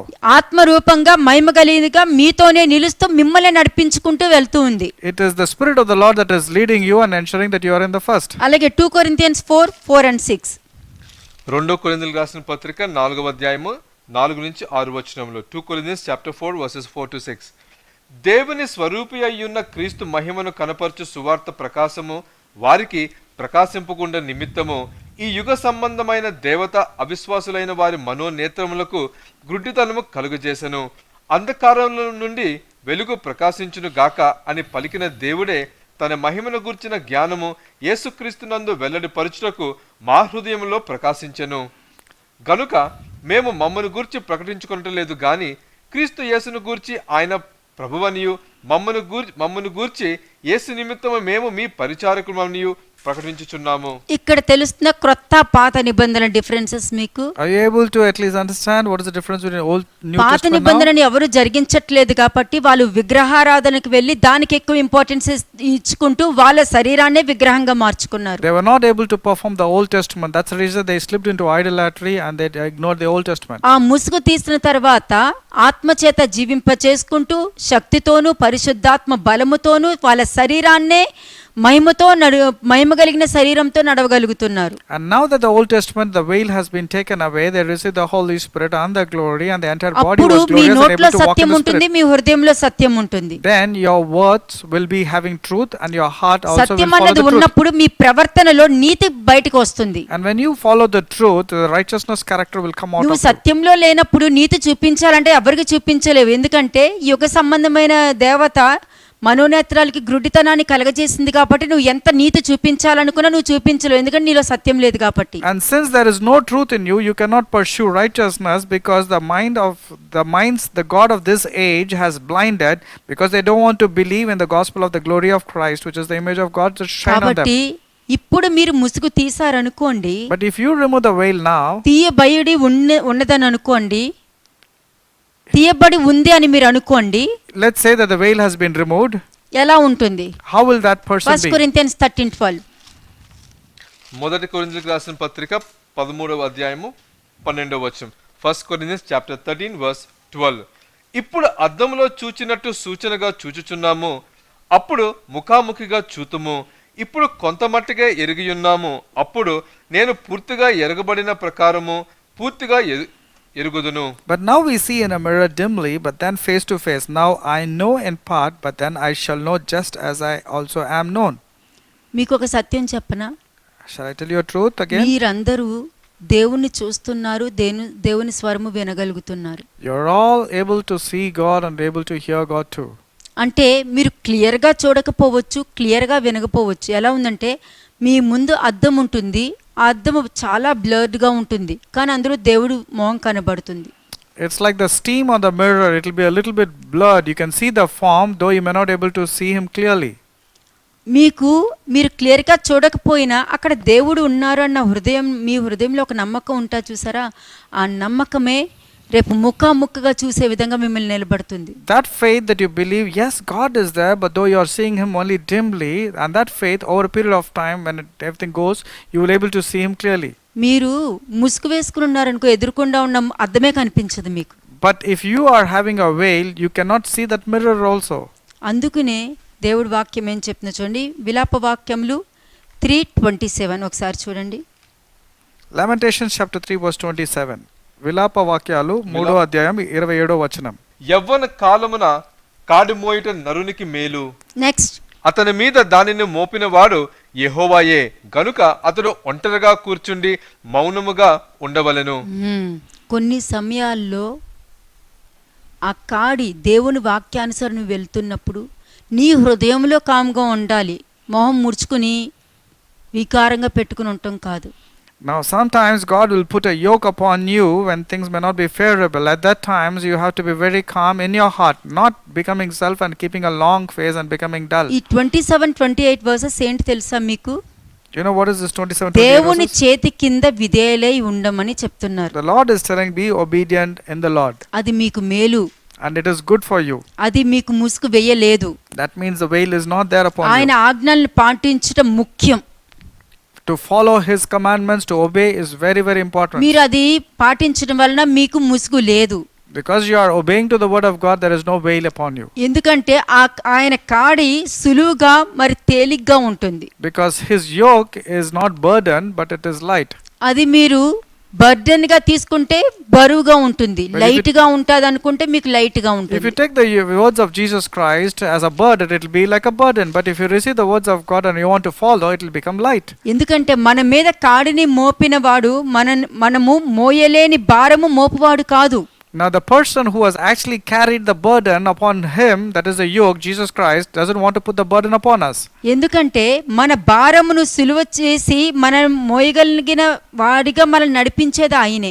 It is he who has taken off the burden from us and given his burden, which is easy to follow, which is light. ఆయన నడిచినట్లు మనల్ని నడిపిస్తున్నారు, అదే ముఖ్యము. It is very important that we follow in the footsteps of Jesus Christ. That is very important. దీనినే అన్నారు ఈ 27-28 versus కి దానికి meaning. This is the meaning of Lamentations 3:27-28 verses. కాబట్టి ఇది మౌనంగా ఉండటము అని అంటే దానికి అర్థం నువ్వు చేసే ప్రతి పనిని, ప్రతి మాట, నువ్వు అడిగే ప్రతి ప్రశ్న నువ్వు వేసుకో ముందది. Now before questioning anybody, you ask a question to yourself. అలా వేసుకుంటే కరెక్ట్ అయిన ఆన్సర్ నువ్వు చెప్పగలుగుతావు. Then you will be you are able to answer properly. దేవుడి కాడి క్రిందకి ఎవరైతే వస్తారో వాళ్ళు ఇష్టపూర్వకంగా దేవుని క్రమశిక్షణకు విధేయులు అవ్వగలుగుతారు. The people who come under the yoke of Jesus Christ will always be obedient to discipline their spiritual bodies also. అదే దేవుడు కోరుకుంది. This is what God desires. అలాగే 33 వర్స్ చూడండి. Read verse 33 also. 33వ వచనం. హృదయపూర్వకంగా ఆయన నరులకు విచారమునైనను బాధనైనను కలుగజేయుడు. ఆయన హృదయపూర్వకంగా జరగనేయరు. మన ప్రవర్తనను బట్టి మన మాటలను బట్టి మనం తెచ్చుకుంటాం కానీ హృదయపూర్వకంగా ఆయన బాధని కలగచేయదు. ఇది గుర్తుపెట్టుకోండి మీరు. Remember verse 33, for he does not afflict willingly nor grieve the children of men. ఎందుకు తెలుసా? 31 వర్స్ చూడండి. Read verse 31. 31వ వచనము, ప్రభువు సర్వకాలము విడనాడడు. Verse 31, for the Lord will not cast off forever. ఏ కాలమున ఆయన విడవరు. He will not leave us or he will not cast us విడవరు out. కాబట్టే ప్రవక్తలతో ముందుగానే అన్ని చెప్తారు. నువ్వు ఇలా ఉండు, ఇట్లా చెయ్యి, ఇలా ప్రవర్తించని వాక్యం ద్వారా ముందుగానే చెప్తారు. That's the reason he will speak through the prophet telling that you have to be like this and obey like that. ఇది మనం నేర్చుకోవాల్సింది. We have to learn this. అలాగే సామ్స్ 94 వర్స్ 12 చూడండి. కీర్తనలు 94వ అధ్యాయము 12వ వచనం. సామ్స్ 94 వర్స్ 12, యెహోవా నీవు శిక్షించువాడు, నీ ధర్మశాస్త్రమును బట్టి నీవు బోధించువాడు ధన్యుడు. Psalms 94 verse 12, blessed is the man whom you instruct, O Lord, and teach out of your law. చూసారా, ఆయన గద్దించువాడు. ఎందుకంటే జ్ఞానవంతుడు ప్రతి గద్దింపుని విధేయతతో తీసుకుంటాడు. మూర్ఖుడు దాన్ని రిసీవ్ చేసుకోడు. A wise person will always receive instruction and correction, but a foolish person will despise correction. అందుకనే Proverbs లో చెప్తారు, నువ్వు జ్ఞానవంతుడికి చెప్పు, అతను రిసీవ్ చేసుకుంటాడు.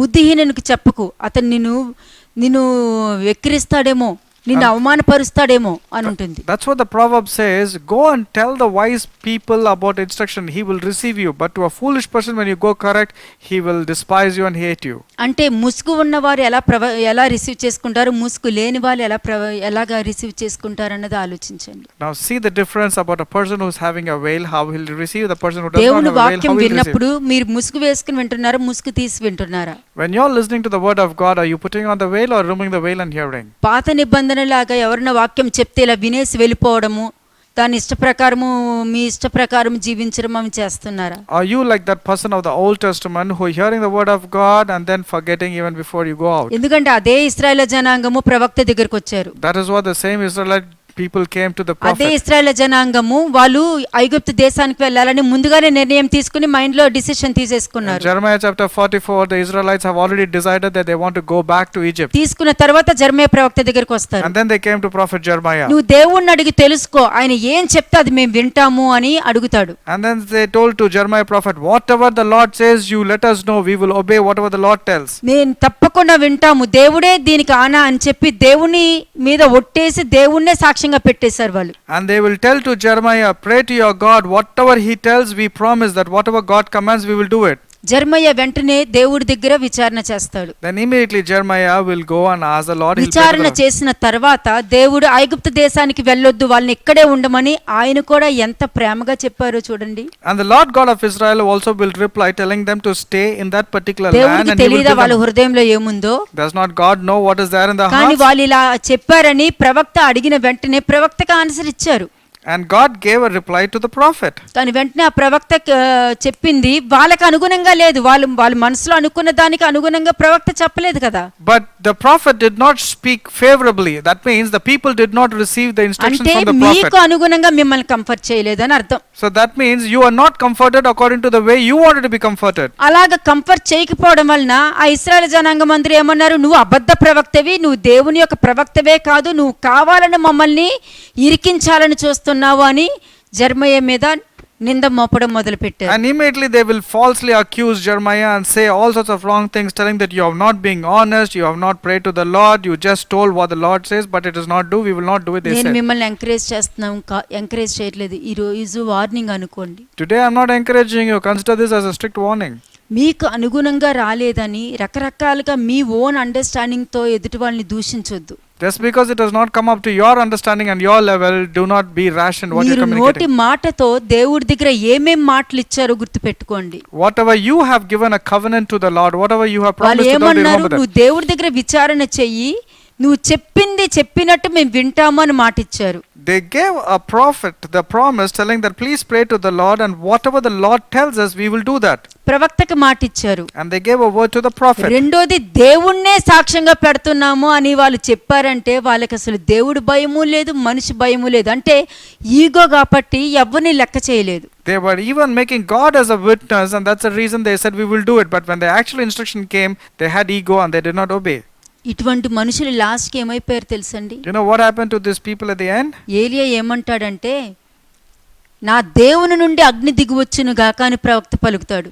And prophet Elijah will say, let the fire of God fall upon you. అంటే ప్రవక్త ముఖ్యము, దేవుడు ముఖ్యము. Remember, God is very important and so are his prophets whom he has ordained and called. కాబట్టి ప్రతి విషయంలోనూ మనం ముసుగు తీసామనుకోండి, వెంటనే రిపెంట్ అవ్వగలుగుతాము, రియలైజ్ అవ్వగలుగుతాము, మరలా దేవుని తట్టు తిరగగలుగుతాము, మరలా నిలబడగలుగుతాము. Therefore, if we remove the veil, we will able to stand firm and then we will able to return towards the Lord and be healed also.